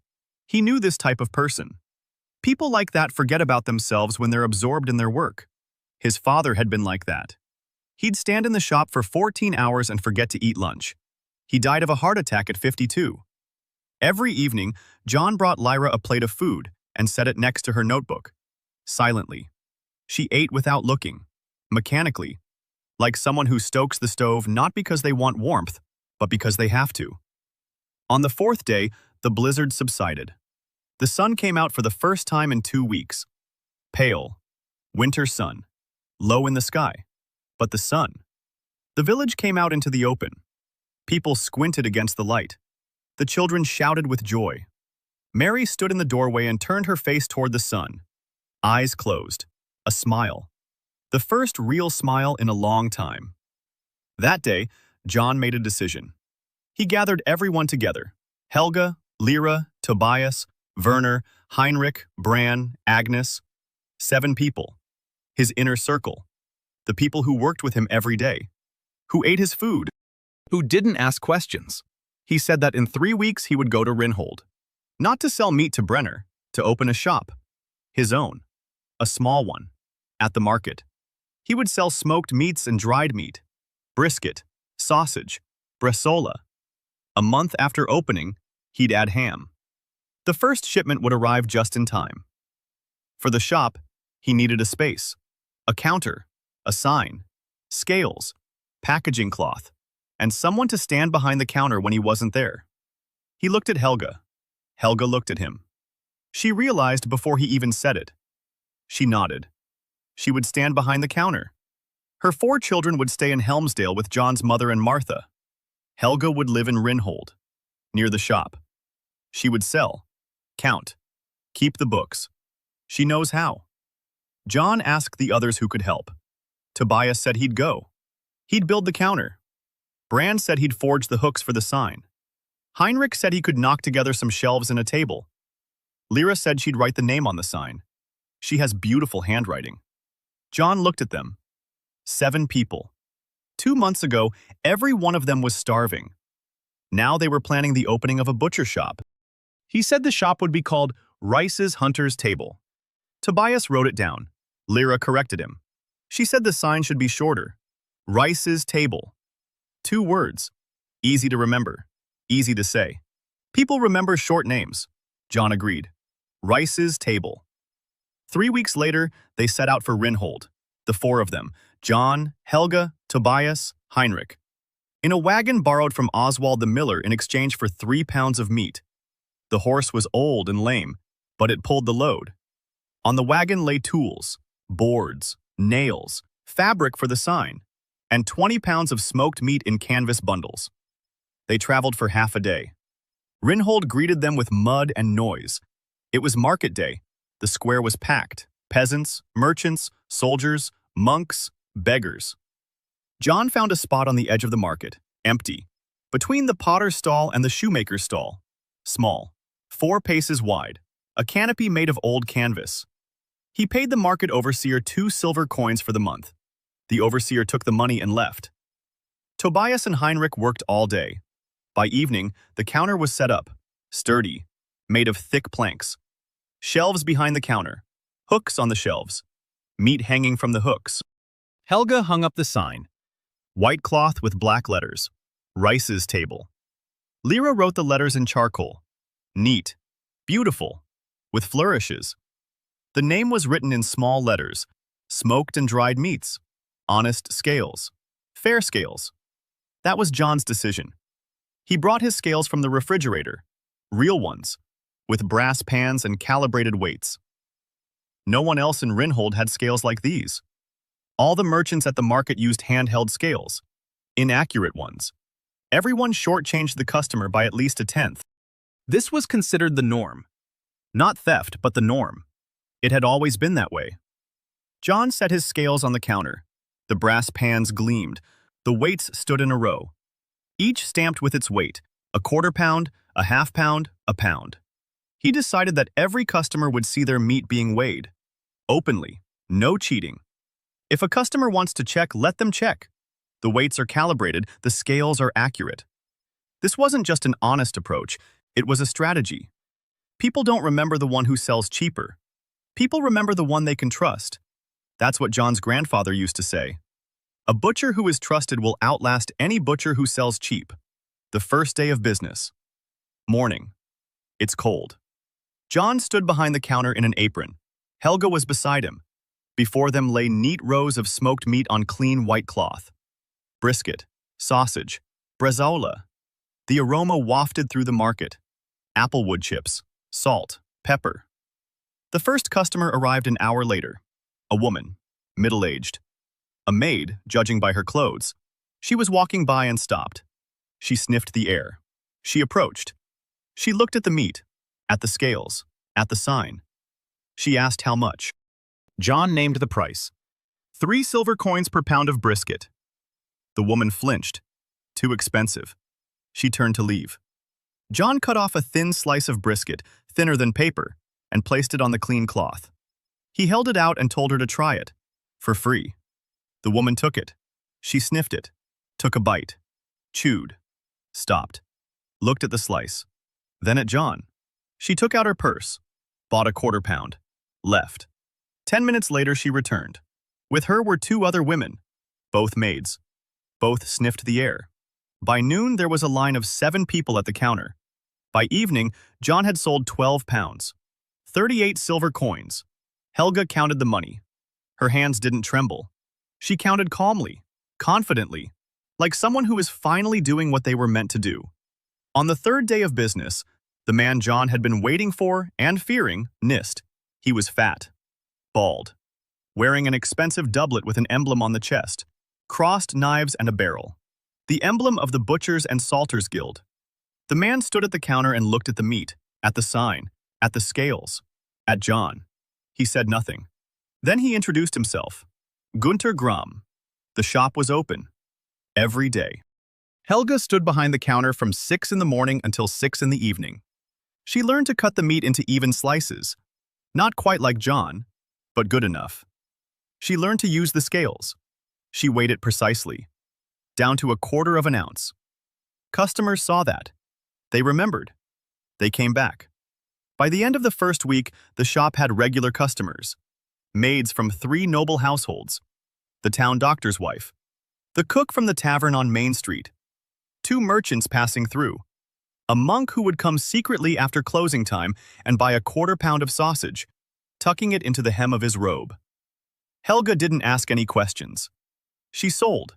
She counted. Every evening she wrote down how much had been sold, how much was left, how much money was in the cash register. She kept track on scraps of birch bark that Tobias had cut into neat rectangles for her. Her handwriting was angular but legible. By the end of the 2nd week, John knew the exact figures. Brisket sold best, 8 pounds a week. Bresaola came in second, 4 pounds. Sausage was third, 3 pounds.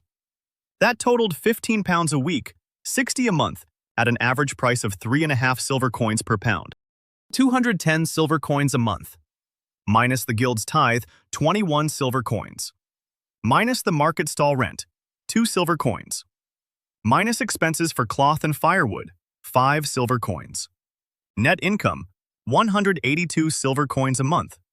Plus 40 from Baron Crane. 222 silver coins. 22 gold coins. In a single month. A boy from a dying village earned more than a middle-class city merchant. John didn't spend it, he invested it. 5 silver coins a week on grain for the village. 3 silver coins on medicine for his mother. 10 silver coins on tools. New knives for the smokehouse. Ropes. Barrels for salting. Fabric. He set aside 20 silver coins. For the future. For something not yet defined, but that would certainly require money. Because money in this world meant freedom. And freedom meant life. Toward the end of the 3rd month, a young woman came into the shop. Young, about 20, dressed simply. A dark dress, a dark cloak. Her hair gathered under a scarf. Her face was thin, pale, with dark circles under her eyes. But her posture gave her away. A straight back, a lifted chin. Her hands were calm, not nervous. Accustomed to being looked at. She stood at the counter and looked at the meat. Not at the prices, at the meat. As if she were seeing it for the first time. Helga asked if she wanted anything. The girl didn't answer. She just stood there and looked. Then she looked up at Helga. Her eyes were gray, large, empty. Not like Tobias's. Different. Tobias was empty from loneliness. This girl was empty from exhaustion, the kind that comes when a person is tired not from work, but from life itself. Helga looked at John. John stood by the wall and watched. He could see it. The girl was hungry. Not like the peasants in Helmsdale. It was different. She ate, but not much. And poorly. Sunken cheeks, thin wrists, gray skin. Signs of chronic malnutrition. Not starvation. Malnutrition. When there is food, but they give you just enough to keep from dying. He cut off a piece of bread. He placed 2 slices of smoked pork on it, thin, warm, with golden fat on the cut edge. He wrapped it in a clean cloth. He walked over to the girl. He held it out to her. He told her to eat slowly. Good food isn't going anywhere. The girl looked at him, at the bundle, at his face. She took it, unwrapped it, took a bite. Chewed. Stopped chewing. A tear rolled down her cheek. Just one. She didn't wipe it away. She just stood there and ate. And she cried. Silently, without sobs. Quietly. Like someone who had forgotten how to cry loudly because loud crying is punished. She finished eating, wiped her mouth with the back of her hand, looked at John, said thank you. Her voice was quiet, steady, with an accent that city folk don't have. A castle accent.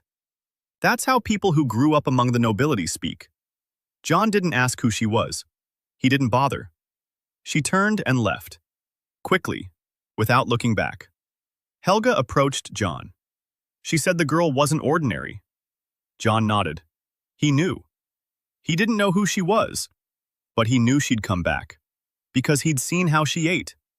People who eat like that never forget where it happened. She returned 4 days later. She came just before closing time, when there was almost no one left at the market. She stood by the counter, saying nothing. John cut her a piece of brisket, wrapped it in bread, and handed it to her. She took it and ate standing up, slowly, just as he'd said. She finished eating. She looked at him. She said she didn't have any money. John said he hadn't asked for any. She was silent for a moment. Then she told him her name. She said her name was Isla, just Isla, no last name. John didn't ask for her last name. He handed her another wrap, to take with her. She took it, tucked it under her raincoat, left. The next time was 3 days later, and 3 days after that, every time right before closing. Every time in silence. She ate, took some with her, left. On her 5th visit, she spoke up. She said she knew who made this meat. The whole town knows. A boy from Helmsdale, John Rice, who opened a stall at the market and has real meat. She said there were no scales at her father's castle. The cook measures out portions by eye. The daughters are given whatever is left after the sons and guests have eaten. Sometimes there's something left. Sometimes there isn't. She said this in an even voice, without complaint. As a matter of fact, John listened. The castle, father, daughters, sons. He began to understand, but he didn't ask. She finished eating. She stood up. Before leaving, she paused. She turned around. She said he was strange. Peasants don't feed strangers for free. Peasants are starving themselves. He isn't a peasant.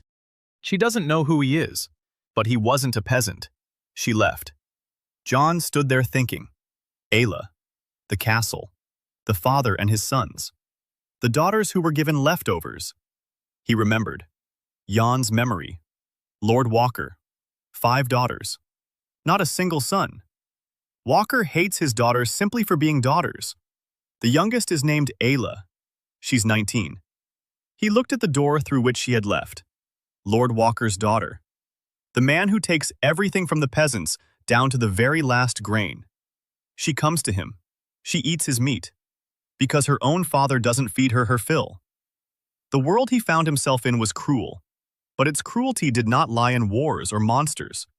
The cruelty lay in fathers who starved their own children.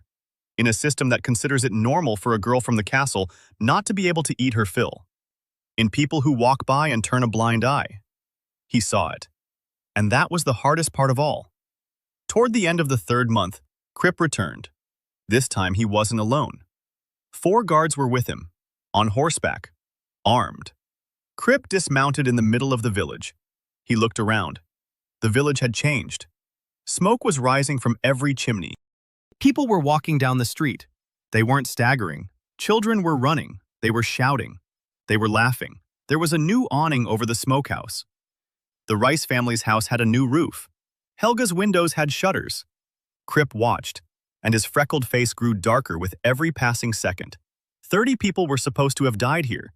Not a single one had died. There was supposed to be silence and the smell of death. Instead, there was smoke and the smell of smoked meats. He walked into the Reyes' house without knocking. John was standing by the hearth. His mother was sitting at the table, sewing. The sisters were playing on the floor. Playing. The children were playing. Well-fed children in a warm house with a fire in the hearth. Crip stood in the doorway and watched. Then he said the tax had been paid. He wasn't here for the tax. He was here because Lord Walker had heard about a village that wasn't dying. And about a boy who fed everyone. Lord Walker wants to know where the meat comes from. John stood calmly. He'd been preparing for this. He said he hunts, sets traps, smokes the meat, sells it, buys grain, feeds the people. Everything is above board.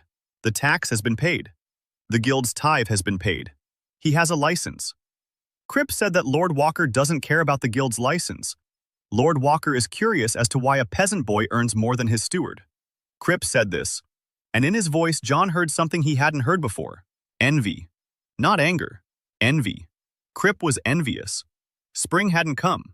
It was supposed to. It didn't. The third hungry winter refused to end. Snow continued to fall at the end of the month, that the locals called the month of the first thaw. There was no thaw. There was ice. There was wind. There was cold. The old people shook their heads and spoke of the gray frost, of an ancient curse, of a winter that never ends. The Church of the One Light said this was punishment for sins, for greed, for disobedience. The priest in Rinhold preached that hunger purifies the soul and that satiety in this life means torment in the next. John heard that sermon once. He stood in the crowd and listened. The priest was fat, ruddy-cheeked, in a clean woolen cassock. He spoke about the benefits of hunger for people whose ribs showed through their shirts. John looked at him and felt something boiling up inside. He'd felt the same anger in his past life when he saw diet ads next to homeless shelters. Some people pay money to eat less. Others die because they can't eat at all. The world was just as bad here as it was there. But spring hadn't come, and that meant that the meat supply was dwindling faster. Winter was lasting longer. People were eating more. The cold demanded calories. John did the math. There were about 3 metric tons left in the fridge. 3,700 pounds. It sounded like a lot.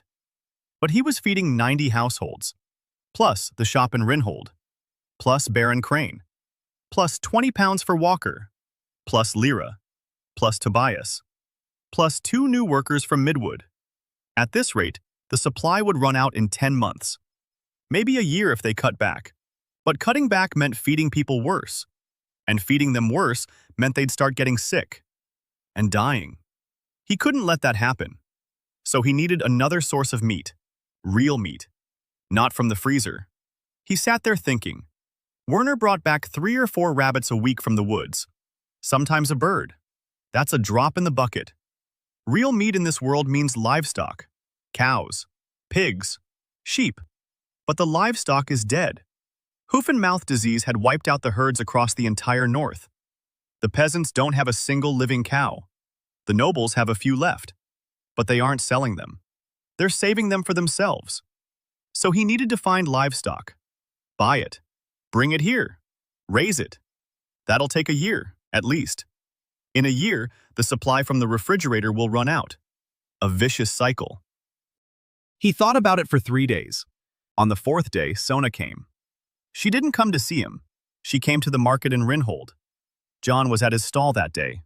He'd brought in a fresh shipment of meat. He was standing behind the counter next to Helga.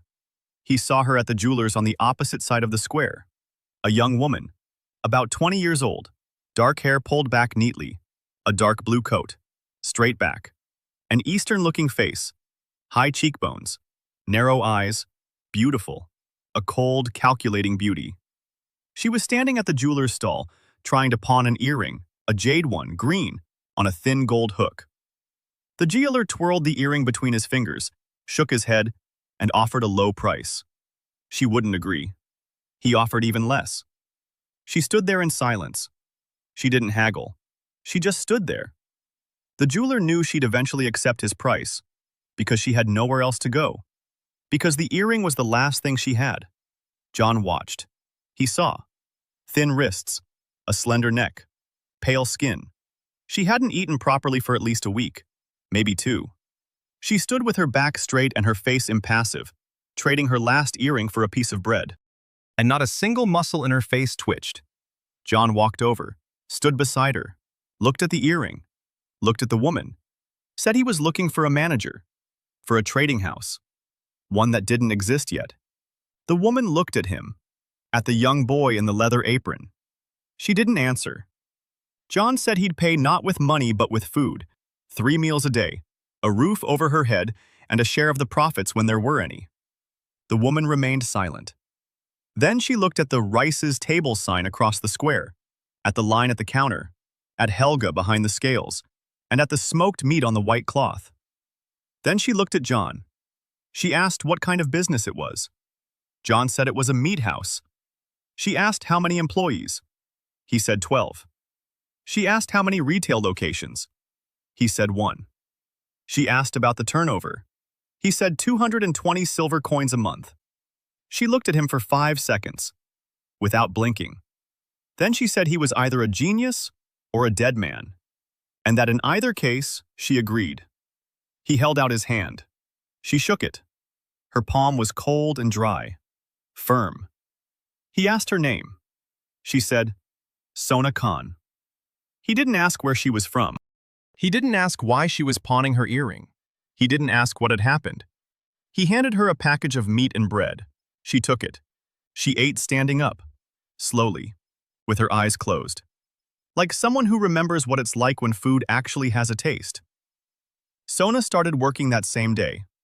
She sat down at the counter next to Helga and first thing asked to see the records. Helga showed them to her, birch bark with numbers. Sona looked at them. She said nothing. Then she said 3 things. First, the records need to be kept differently. Not by the day, but by the week. Not as a total, but itemized. How much brisket was sold? How much bresaola? How much sausage? At what price? To whom? When? This will help us understand what sells best and on which days. Second, the price of bresaola is too low. It's unique. No one else has a product like this. That means the price isn't determined by the market but by the seller. 6 silver coins per pound. Not 5. Maybe 7. We need to check. Third, we need a second counter. At the other end of the market, closer to the trade route. Merchants and travelers pass through there. They pay more than the locals. And they take the goods to other cities. That's advertising. Free advertising. Helga listened. She nodded. She wasn't offended. She understood that Sona saw things she didn't. Not because Sona was smarter, but because Sona had been trained to do so. Sona grew up among merchants. She'd been counting since she was 5, keeping the books since she was 10. She knew the language of money just as Lyra knew the language of herbs. In the first week, Sona increased the shop's revenue by 1/3. She raised her the price of bresaola to 7 silver coins. Not a single customer walked away. She switched to separate accounting. She discovered that sausage sold worst on Tuesdays and best on Fridays. On Tuesdays, she lowered the price. On Fridays, she raised it. The difference was small, 1/4 of a silver coin. But over the course of a month, that added up to 10 silver coins. 10 silver coins is 2 sacks of grain. 2 sacks of grain is 20 days' worth of food for the family. A small amount that saves lives. 2 weeks later, Sona approached John with a proposal. She spoke calmly, evenly, as if she were giving a report. She said that the shop in Rinhold was as big as it was going to get. The town was small. The number of customers was limited. Growth was only possible through expansion. A second shop was needed. Not in Rinhold, in another town. Creston is too small. Midwood is dying out. But to the south lies Bearholm, a town 3 times the size of Rinhold, a garrison, a trade hub. Caravans pass through Bearholm on their way south to the capital. If we open a shop in Bearholm, turnover will double in 6 months. It'll triple in a year. But that requires money, a location, people, and protection. Because the guild is stronger in Bearholm than in Rinhold, and you can't get out of paying the tithe there. John listened. Sona saw far ahead, further than he did. He saw meat and people. She saw markets and trade routes. He saw the hungry who needed to be fed. She saw a network that could feed thousands if built correctly. Together, they could do what neither of them could do alone. He said that Burholm would have to wait, but the plan was sound. Let her prepare the calculations, how much it would cost, how many people would be needed, how much meat, how much time. She nodded. She pulled a rolled-up sheet of paper from her bosom. She unrolled it. All the calculations were already done. She'd made them 3 days ago. She'd been waiting for him to ask. John looked at her, then at the sheet, then back at her. She wasn't smiling, but something flashed in her eyes. Not warmth, not joy, satisfaction. The satisfaction of someone who'd found someone who would appreciate her work. Martha Rayner was sitting in a ditch by the road to Burholm, one-eyed, drunk, with broken fists. 3 men lay around her, all alive, but unable to stand. She'd broken one man's jaw, another's nose. The third had 2 broken ribs. They'd tried to take her boots. The boots were the only thing left from her military past. Leather, knee-high, with brass buckles. She'd worn them for 8 years, through 3 wars, 2 military hospitals, and a year of drinking in taverns. The boots were hers, and she wasn't about to give them up.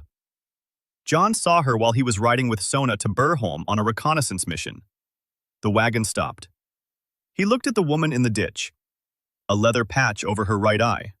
Short, dark hair, dirty and tangled.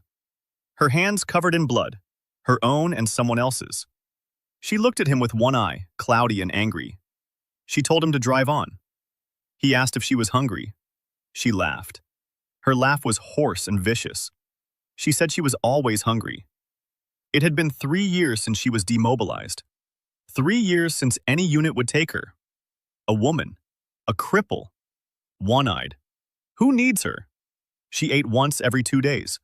When she managed to pick up a side job as a bouncer at a bar. Or when someone was foolish enough to try to rob a former imperial sergeant. Like these 3. John climbed down from the wagon. He pulled out a bundle. Bread, smoked bacon, a quarter pound. He held it out to her.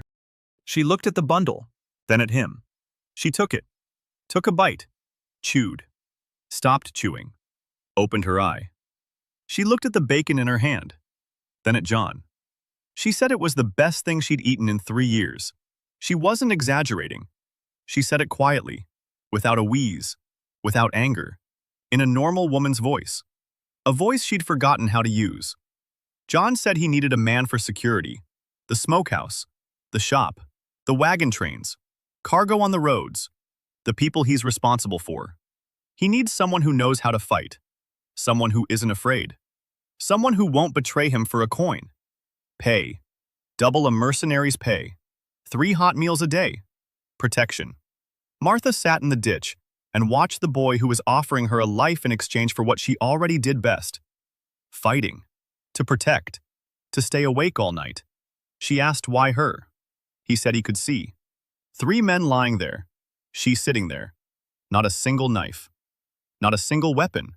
With her bare hands. Drunk. Hungry. In a ditch.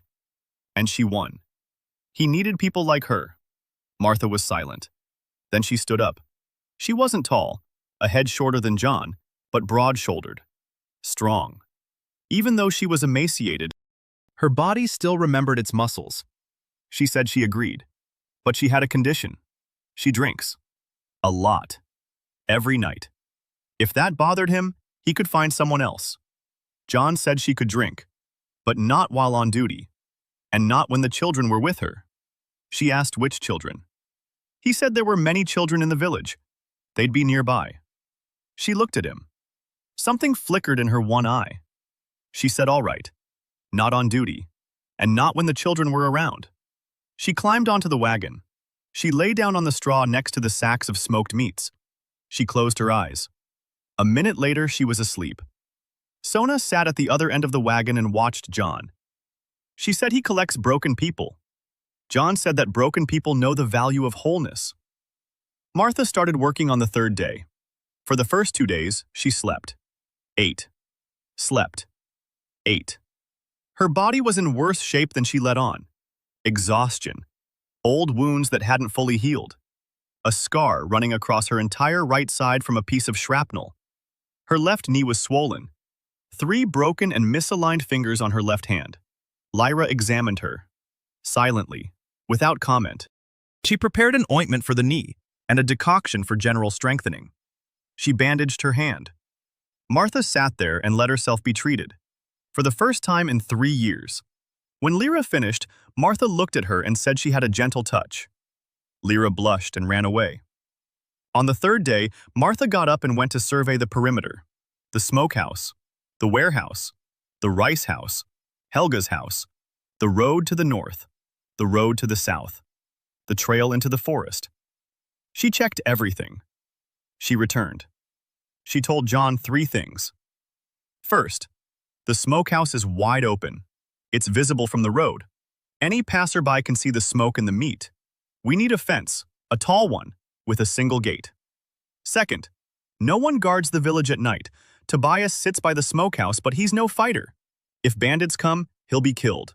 We need a rotating guard. 2 people, 4 shifts. Third, the road from Helmsdale to Rinhold is 17 miles of open country. A meat wagon on this road is an open invitation to any bandit. We need wagon guards, at least 2 armed men at each wagon. John listened.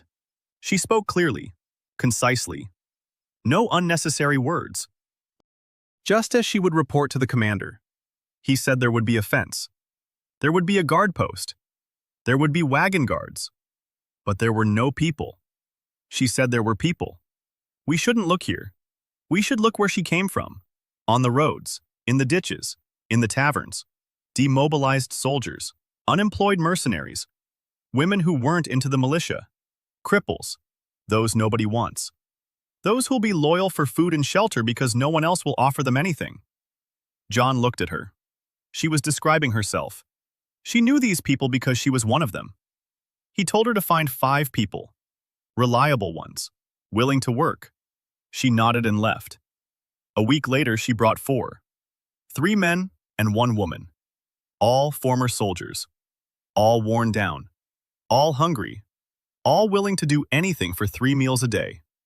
In the 5th month, John opened the door to the fridge. He hadn't planned to. He'd been coming to it every week. Touching the symbol. Feeling the tingle. Leaving. This time he came late at night. Tired. His hands ached. His head was buzzing. Sona had shown him the calculations based on Burholm, and the numbers were such that he couldn't think of anything else. 200 silver coins to open the place. Another 100 for the first month. Another 50 for a bribe to the local guild. The money was there. But spending it meant running out of reserves. No safety net. No way to buy his way out if something went wrong, right? He stood in front of the door, thinking not of the door but of the money. He placed his palm on the symbol. Mechanically, just like every time. A tingling sensation. He was already used to it. But this time the tingling grew stronger. It became hot, then searing. He jerked his hand away. Too late. The symbol flashed white. The door clicked. It swung open just wide enough for his hand. Inside it was dark. Not black, gray, thick, like fog. It smelled of dust and something Swedish. Wax. Old wax. He pushed the door open wider. He stepped inside. The room was small, 4 steps by 4. The walls were made of the same material as the entire refrigerator. But here the walls were warm and smooth. A table stood in the center, a stone table. There were objects on the table. He approached. A scroll, thick, tied with a leather cord. Next to it was a knife, short, not a butcher's knife, a utility knife, with a dark wooden handle.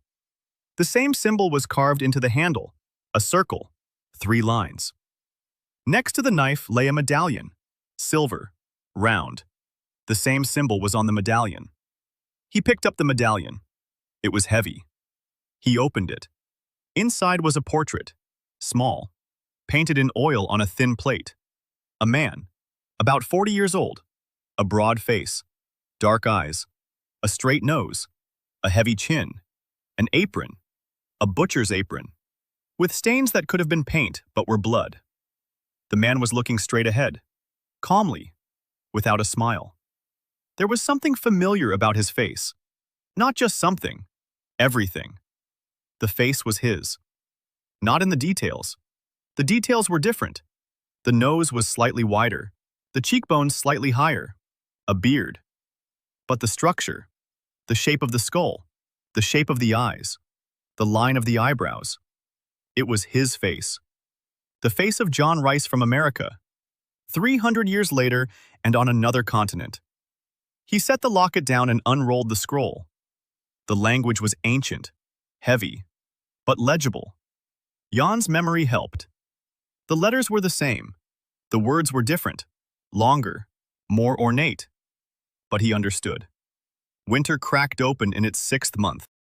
It didn't go away. It cracked, like ice on a river.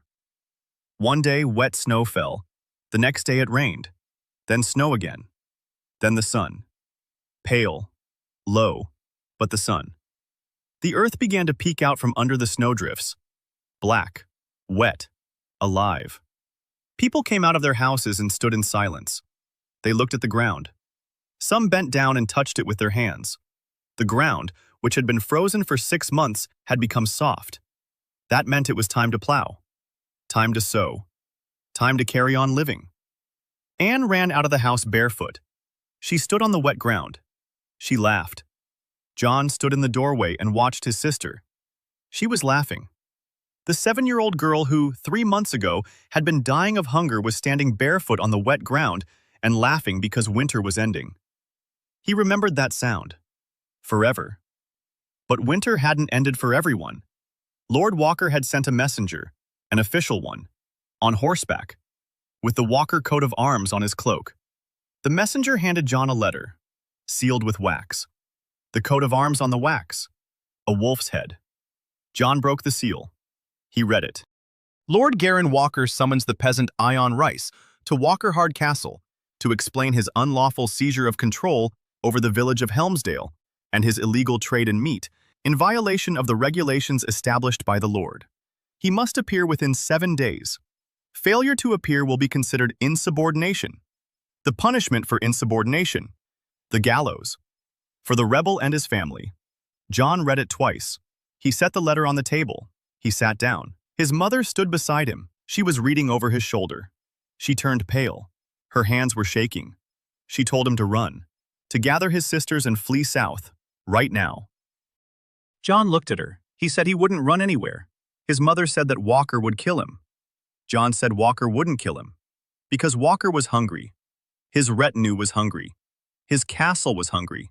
And John was the only person within a 100-mile radius who had food. His mother looked at him, at the boy, at her son, who spoke of Lord Walker as a problem to be solved, not as a death sentence. She sat down, silently. She stopped trembling. If her son was calm, then there must be a reason. She didn't know what it was, but she believed him. John didn't go to the castle. Instead, he sent a wagon. 50 pounds of the finest meat, smoked brisket, bresaola, the first batch of ham that had finally matured, dried sausage, barrel-aged salted pork.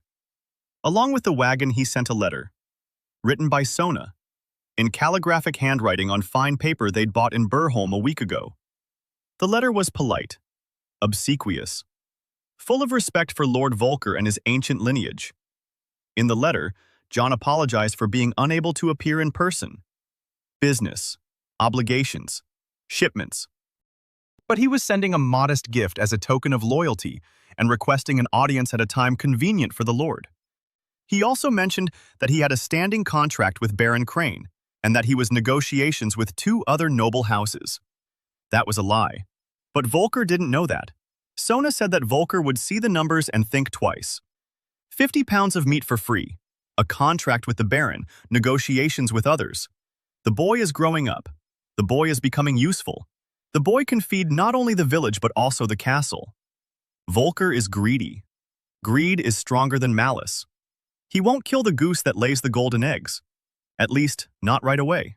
The caravan set off under the protection of Martha and 2 soldiers. It returned 3 days later, empty. The meat had been accepted. The letter had been read. There was no reply. John waited. 1 day. 2. 5. On the 6th day, Kripp arrived. Alone. Without guards. On a tired horse. He entered the Raz. He sat down at the table. He looked at John. For a long time. Then he said that Lord Walker accepted the gift, and he's scheduling an audience in a month. The preparations took 2 weeks. John worked day and night. Every night he went into the cold store and brought out meat. A lot of meat. He stopped holding back. If Walker takes Helmsdale, the stockpile won't help. If Walker doesn't take it, the stockpile can be replenished. Through hunting, through trade, over time. Right now, we need everything. He carried out 1.5 metric tons. Smoked meat, salted meat, dried meat, ham, sausages, everything that was ready, plus fresh meat for immediate cooking. Lyra worked around the clock, salting, smoking, drying. Tobias and Heinrich expanded the smokehouse to 3 chambers. Helga returned from Rinhold. They didn't close the shop. Agnes's eldest son remained behind the counter. 16 years old. He knew how to count. He knew how to cut. He knew how not to shortchange customers. Helga was needed more here. Sona kept track. Supplies, days, people, mouths, calories. She said that with Helmsdale's current population, 1.5 metric tons of meat would last 4 months. If people from other villages came in more. John said people would come. Sona nodded and recalculated. Martha was building defenses. Not walls, no moats. She was building something else. Roadblocks. Lookout posts. Signal fires. If Volker's band emerged from the castle, the lookout on the hill would light a fire. A second lookout would see it and light his own. Within an hour, Helmsdale would know. That would be enough time to prepare. Martha positioned her 9 fighters. Not for battle, for order. So that when Volker arrived, he would see not fleeing peasants, but calm people who knew what to do. Panic kills, more so than a sword. Calm disarms. Volker arrived 18 days later. Not a month. Kripp was right. The signal fire flared up at dawn. John was standing in the square when he saw the smoke on the hill.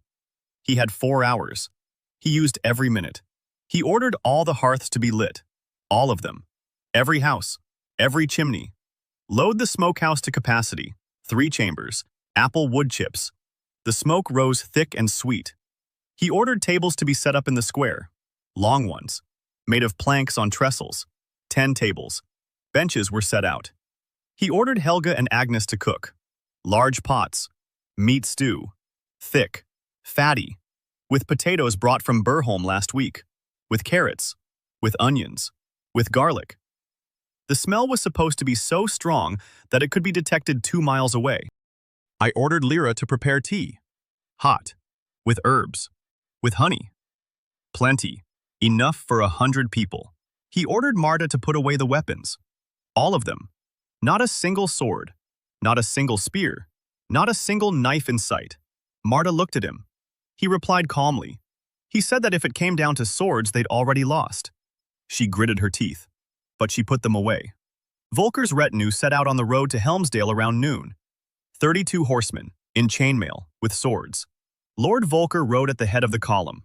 Tall, thin, with a face as sharp as an axe. Black hair, black beard, eyes light and cold. Beside him rode Kripp on his weary horse. The retinue rode in silence. The horses were thin. The men were thin. Their chainmail hung loosely. Their swords felt heavy in their weakened hands. These men hadn't eaten properly in 2 months. Walker led them toward the village as if to storm it. He expected resistance, or flight, or locked gates. He didn't expect what he saw. There were no gates. Helmsdale stood wide open. Smoke rose from every chimney. Tables stood in the square. People sat at the tables. They were eating, calmly, without haste. On the tables were bowls of hot stew, slices of bread, mugs of tea. The smell was so strong that the band's horses began to neigh. The horses sensed the food before the men did. Then the people caught the scent. 32 hungry soldiers rode into the village, where the smell of meat was stronger than anywhere else in the kingdom. Volker stopped in the middle of the square. He looked around. The people at the tables looked up. They looked at the company. They didn't run. They didn't scream. They just looked. They ate. John was standing at the far table, wearing an apron, with a ladle in his hand. Next to him was Helga with a pot. Next to her was Lyra with a teapot. Next to her was Tobias with bread. Next to him was Mary. She stood there looking at the horsemen, without fear. a well-fed girl who didn't know what it meant to be afraid of people on horses because her brother is standing right beside her. Volker dismounted. He walked over to John. He stood in front of him, tall, a head and a half taller, in chainmail, with a sword at his belt. He looked down at the boy with the ladle. He said he had come for what rightfully belonged to him, for the village, for the meat, for the smokehouse, for everything. John looked up at him. He said that everything here belonged to Lord Volker. The village was his. The land was his. The people were his. The taxes had been paid in full. The smoked meats were supplied free of charge. Everything was according to the law. Volker said he didn't give a damn about the law. He wanted it all. The meat, the vol, a stockpile. Everything the boy has. Right now. Or he'll take it by force. John looked him in the eye. Then he looked at his men. 32 men on horseback. They weren't looking at him. They were looking at the tables, at the bowls, at the steam rising from the stew. They'd been starving for 2 months, and there, right in front of them, was hot food. Half of them were already shifting in their saddles. 3 were swallowing hard. 1 licked his lips. John turned to Walker. He spoke quietly so that only the Lord could hear. He said he could kill everyone in the village. He could take all the meat. He could burn down the smokehouse. And in a month, he'd have nothing. No meat, no money, no people who could produce either. Or he could sit down at the table, eat, and discuss the terms under which Lord Walker would receive meat every month, for free. Plenty of it. Enough to feed his men. Walker stood there staring at him. His face was stony. His eyes were cold. But John saw it. He saw his Adam's apple twitch. He saw his nostrils flare. Volker is hungry. The Lord is just as hungry as his soldiers. He just hides it better. Volker was silent for a long time. Then he turned to his retinue. He looked at his men, at their faces, at their hungry eyes, at their hands, which hadn't gripped swords firmly in a long time because they'd grown weak. He understood. If he ordered an attack, half of them wouldn't obey. Not out of cowardice, out of hunger. A hungry soldier standing before a full bowl isn't a soldier. He's a hungry man. Walker turned to John. He said one word. Terms. John didn't smile. He turned to Helga. He nodded. Helga began serving the stew, bowl after bowl. Lyra passed around the tea. Tobias sliced the bread. One by one, Volker's soldiers dismounted. They took off their helmets. They sat down at the tables. They ate. Silently. Greedily. Then more slowly. Then in complete silence. Volker stood in the middle of the square and watched as his men ate from the hands of the boy he had come to hang. Kripp stood beside him, silent. John approached Volker. He held out a bowl. Full. Steaming. Thick meat stew. With golden fat on top. With the scent of garlic and thyme. Volker looked at the bowl. Then at John. He could have refused. Could have thrown the bowl to the ground. Could have drawn his sword. But he didn't. He took the bowl, sat down at the table, next to his soldiers, and began to eat. The negotiations continued until evening. Sona led them. She laid out the calculations in front of Volker. Numbers. Facts. How much meat Helmsdale produces. How much it sells. How much it earns. A year had passed. Winter had returned, the 4th. But this winter was different. Not for the entire kingdom, but for Helmsdale. The village that a year ago had been 23 dying houses had become a settlement of 300 households. People came from all over the north. From Midwood, from Creston, from villages whose names John didn't know.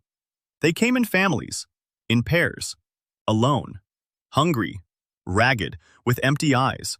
They followed the scent.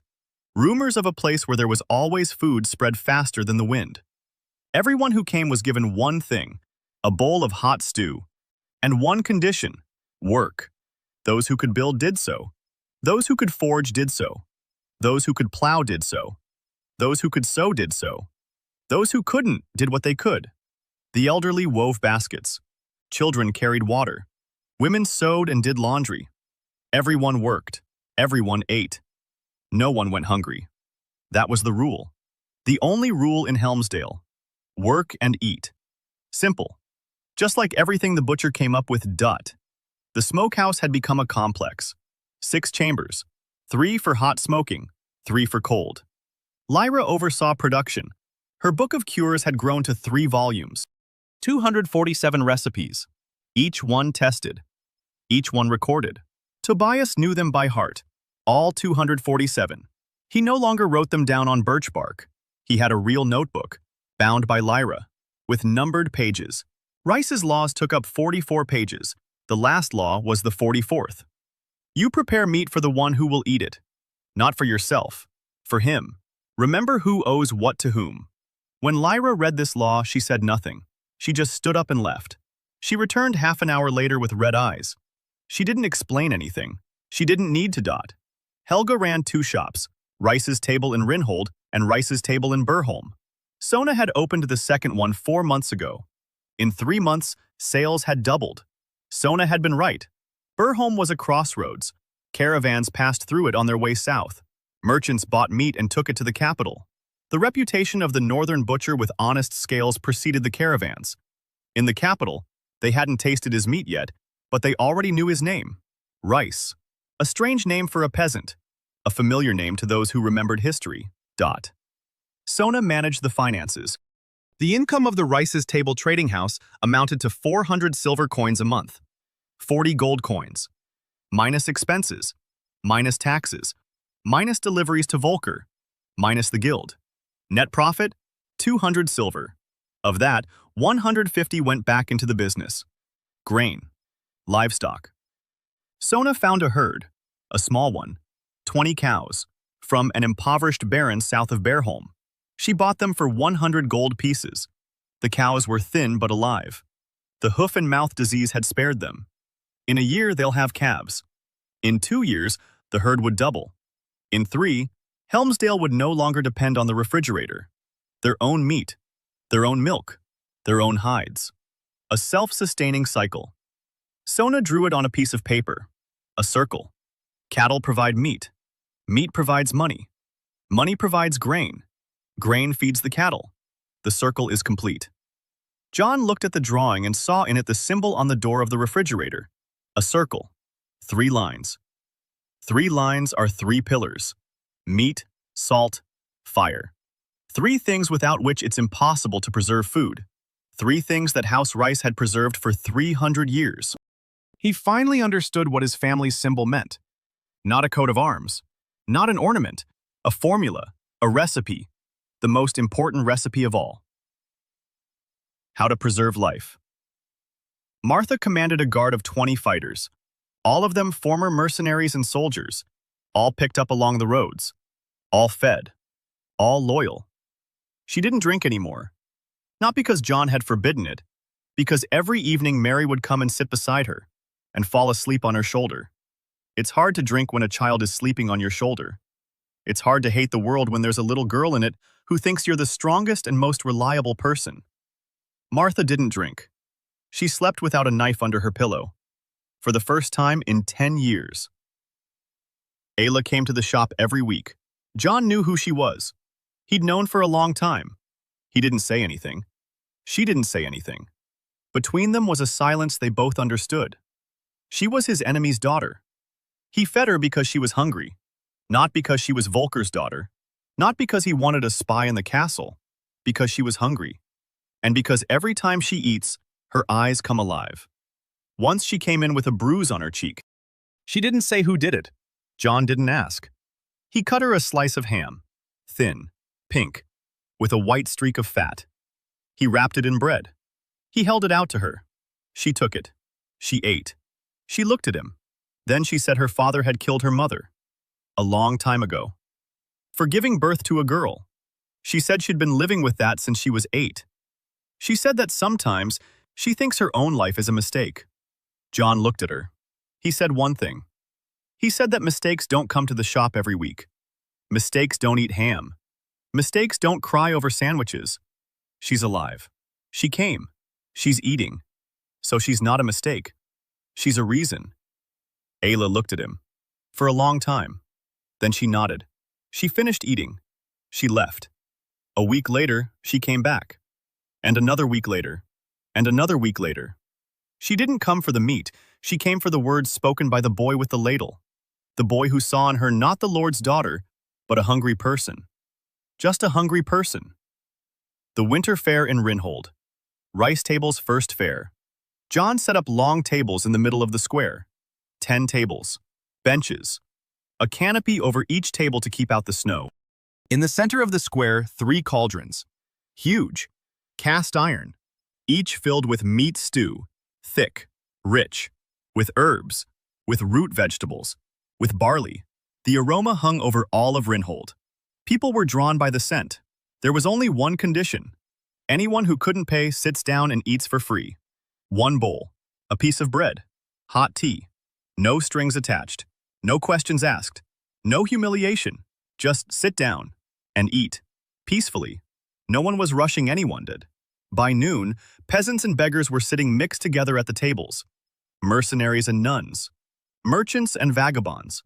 Runaway serfs and city guards who had come to check on order and stayed to eat. Everyone ate. No one fought. No one was jostling. Tobias stood by the cauldron and handed out bowls. Lyra poured tea. Helga sliced bread. Brand sat at the farthest table with his wife and 3 children. He ate in silence. The blacksmith's cheeks were full, for the first time in 2 years. Werner sat next to 2 hunters he'd found in the forest last week. Both were young. Both were hungry. Both had already agreed to work for John. Martha stood off to the side and watched. Mary sat in her arms. Sona stood at the edge of the square with a notebook and was counting. People. Bowls. Consumption. She was always counting. Isla stood in the crowd. In a hooded cloak, John saw her. She saw him, neither spoke. She looked at the tables, at the people, at the food, at the faces. And on her face, John saw something he'd seen only once in his life. Understanding. She understood exactly what her father had taken away from these people. Not meat, not grain, not money. The right to sit down at a table and eat in peace. Without rushing, without fear that it would be taken away. Without fear of being driven away. Without fear of being a mouth to feed. An old woman at the end of the last table stood up. She was over 70, small, withered, dressed in rags. She stood there and looked at the people around her. Everyone fell silent. She said she had lived 72 years, that this was the first time in her life she was eating while sitting at a table with other people, and that no one was looking at her as if she were a mouth to feed. She sat down. She continued eating. It grew quiet at the tables, completely quiet. Then someone coughed. Then someone sniffed. Then everyone continued eating. Silently, carefully, as if every spoonful were important, because it was evening. The tables have been cleared. The square is empty. Snow is falling. Large flakes, slowly, like down. John stood in the square, alone. He watched the snow. He thought about his father's shop, about the smell of pine sawdust, about his mom, whom he never got around to calling, about the knife under his rib, about the wet asphalt, about the fact that he'd died for a homeless man he didn't even know, and about the fact that if he hadn't died, he wouldn't be standing here, in the town square of a world that doesn't exist, among people who are alive because he knows how to cut meat. He had no regrets, not for a single second. He remembered his father. His father used to say, "A butcher isn't someone who cuts. A butcher is someone who feeds." The difference is in one word, and in an entire life. Another year passed. Winter came and went. The 5th one. Helmsdale had become a settlement of 1,000 households, a stone warehouse, a meat market, a winter fair that had become an annual event. 3 shops in 3 towns, 50 workers, a herd of 80 head, his own grain, his own blacksmith shop, his own apothecary run by Lyra. Walker no longer came. He received his meat. His retinue was well fed. His castle stood, but his villages were emptying. People were leaving, to Helmsdale, to where they were fed, to where the scales were fair, to where the boy with the knife remembered who got which cut. One day, Kripp arrived to collect the tax and discovered there was no one left to collect it from. All the peasants worked for Rice's table, and John paid the taxes, personally, accurately, on time, in full. There wasn't a single debtor. There wasn't a single reason for the whip. Crip sat on his horse and looked at the village that had become a town, at the people who walked upright and looked him in the eye, at the children who ran and laughed, at the smoke from the chimneys, at the smell of smoked meats. He turned his horse and rode off. To Volker, to complain. But there was nothing to complain about. The tax had been paid. The law had not been broken. The boy had done what not a single lord in these lands had been able to do in 300 years. He had fed the people. To Volker complained to the emperor. He wrote letters. He sent messengers. He demanded the right to punish the rebellious peasant. But the emperor was ill, and at court, they knew the name Rice. They knew because the carts loaded with smoked meats from Bearholm had reached the capital. And the younger prince had tasted the bresaola and ordered more. And more. And when Volker's letter landed on the chancellor's desk, the prince's order for winter provisions was already lying next to it. 500 pounds of smoked meat for the army supply train. The chancellor looked at both documents, and he set Volker's complaint aside in a back drawer. To Volker did not give up. He gathered his retinue, that very same one, 30 swords, and he marched on Helmsdale, in winter, at the end of the year. The siege lasted 3 weeks. For 3 weeks, Volker's retinue camped on the road to Helmsdale. For 3 weeks, Volker waited for the settlement to surrender, for the food to run out, for the people to start dying and come out bowing. But the food didn't run out, because John still had a metric ton and a half in the refrigerator, and the smokehouse was working, and the herd provided meat, and the hunters brought back game, and there was enough grain to last 3 months. The people in Helmsdale ate every day, hot meals, 3 times a day. They drank herbal tea. They slept in warm houses. And Volker's band stood in the field, exposed to the wind, in freezing tents, with hardtack and melted water. And every day, the wind carried the smell of smoked meats from Helmsdale. Every night they saw lights in the windows. They heard children laughing. On the 5th day, 2 of them left. They took off their bandages. They laid down their swords. They came to the gates of Helmsdale. Martha met them. She led them to the table. She fed them. They sat down and ate and did not get up. On the 8th day, 4 more left. On the 12th, 7 more. On the 15th, Crip. He came on foot, without a horse. His horse had starved to death. He sat down at the table. He ate in silence. Then he looked at John. He said his daughter was still 5 years old. John set a second bowl in front of him. On the 20th day, Volker had 11 men left. On the 21st day, John walked out through the gate, alone, unarmed, with a pot of hot soup on a cart. He rolled up to the camp. He set down the pot, arranged the bowls, stood nearby. He spoke quietly so that everyone could hear. He said that whoever wanted to eat should take off their bandages and sit down. Whoever didn't want to could go in peace. He wasn't holding anyone back. 11 men stared at the pot, at the steam, at the smell. 6 took off their bandages, sat down, ate. 4 turned and walked south, without a word. Volker stood alone, in the middle of the empty camp, the last lord of the last band. He stood and looked at the boy with the pot of soup, at the peasant who had taken everything from him. Not with a sword, not with gold, with soup. Volker mounted his horse, the last living horse. He turned around and rode south, toward the emperor to complain. He rode on, and behind him, the smell of smoke grew fainter with every mile. He never returned. 6 months later, it became known that Lord Garin Walker had died of a fever in a cheap tavern in the south. Alone. Without a retinue. Without a family. Without lands. A letter from the chancellor arrived 2 months after the siege, bearing the royal seal. John Rice of Helmsdale was granted a title, not for conquest, not for a battle, for the fact that not a single child had died on his lands during the 3 famine winters. The chancellor wrote that this had not happened anywhere else in the kingdom, and that the crown considered this worthy of recognition. The title was modest, not a lord, not a baron, a freeholder, the right to land, the right to hold court, the right to a coat of arms. John read the letter. He set it on the table. He went out into the square.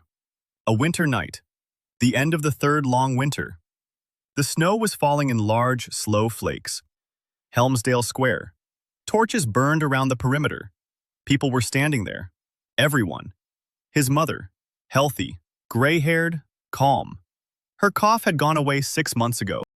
Lyra's herbs and thyme had done their work. Mary, 10 years old, all grown up, rosy-cheeked, with gray eyes that sparkled. She stood next to Martha and held her hand.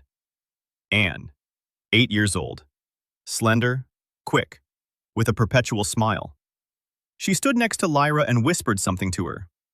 Helga, with 4 children, all healthy, all well-fed. The oldest almost an adult. She works at the shop. Lyra, with notebooks under her arm. Even now, always with notebooks. Red-headed, freckled, mean only out of habit. Tobias, big, quiet, with a copy of Rice's Laws in his apron pocket. Sona, in a dark blue raincoat, with her back straight, with eyes that burned with calculation and something else she hadn't yet named.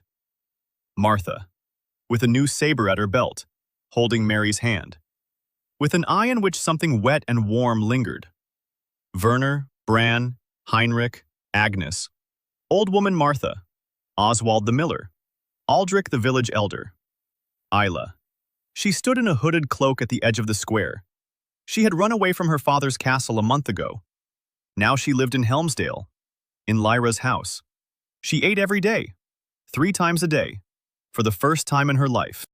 The 300 households of Helmsdale and the people from the surrounding villages. Everyone was standing, in the square, in the snow, by torchlight, and they were silent. John stood before them, wearing an apron, with a knife at his belt. A butcher, not a lord, not a hero, a butcher. He was silent for a long time. Snow fell on his shoulders. Then he spoke, quietly. So quietly that everyone fell even deeper into silence to hear him. He said that no one, not a single child, had died this winter. The people were silent. Someone sniffed. Someone bowed their head. Then the village elder, Aldrich, old, hunchbacked. He'd been handing over the harvest to Volker for 20 years. For 20 years, he'd been counting the dead every spring. Aldrich took off his hat. He bowed and said, "My Lord Rice." John opened his mouth. He wanted to say that he wasn't my lord, that he was a butcher, that he was simply doing what he knew how to do. He didn't get the chance. Because right after Aldrich, Bran took off his hat, and Werner, and Heinrich, and Tobias, and Helga bowed, and Lyra, and Sona, slowly, with their backs straight. The way a person bows who has never bowed before and is doing it for the first time in their life because they want to, not because they were forced to. And Martha, the one-eyed one, with a saber. She didn't bow. She didn't know how. But she took off her glove and pressed her fist to her heart, the way one salutes a commander. And Mary, the little one, the serious one. She didn't bow. She simply walked up to him, took his hand, stood beside him, one after another. 300 people, taking off their hats. Snow was falling. Torches were burning. It smelled like a smokehouse. Apple wood chips, salt, smoke. Warm yellow light streaming from the windows. The snow crunched underfoot. Somewhere far to the south, Lord Walker was galloping off to complain to the Emperor. But here in the north stood a man in a butcher's apron, with a knife at his belt, holding his sister's hand, with the people he fed. By name, by taste, by need. He remembered who got what. Broth for Anne because she gets cold at night. Pepper sausage for Tobias because he likes it spicy. Thinner brisket for his mother because it's hard for her to chew. Ham for Helga because she likes to eat while standing at work, and ham is easy to hold with one hand. Bresaola for Sona because Sona eats little but appreciates quality. Tea with honey for Lyra because she forgets to eat. Meat and bread for Martha because soldiers eat simply. A sandwich for Isla because she cried over her first one, and he wants her to eat without crying someday. That was his magic. Not the warehouse, not the 4.5 metric tons of meat, not the recipes or the knives. Memory. He remembered who needed what. And people followed him, not because he gave a lot, but because he gave exactly what was needed to exactly the right person, at exactly the right time. Still without borders, without a coat of arms, without a name, but with the scent of applewood smoke, and with a man who remembers which piece to give to whom. Snow was falling. Mary held his hand, and it was quiet, very quiet, for the first time in a year. She said, "I'm glad you're my brother." He squeezed her hand. He didn't answer. He couldn't. But she knew. She had always known.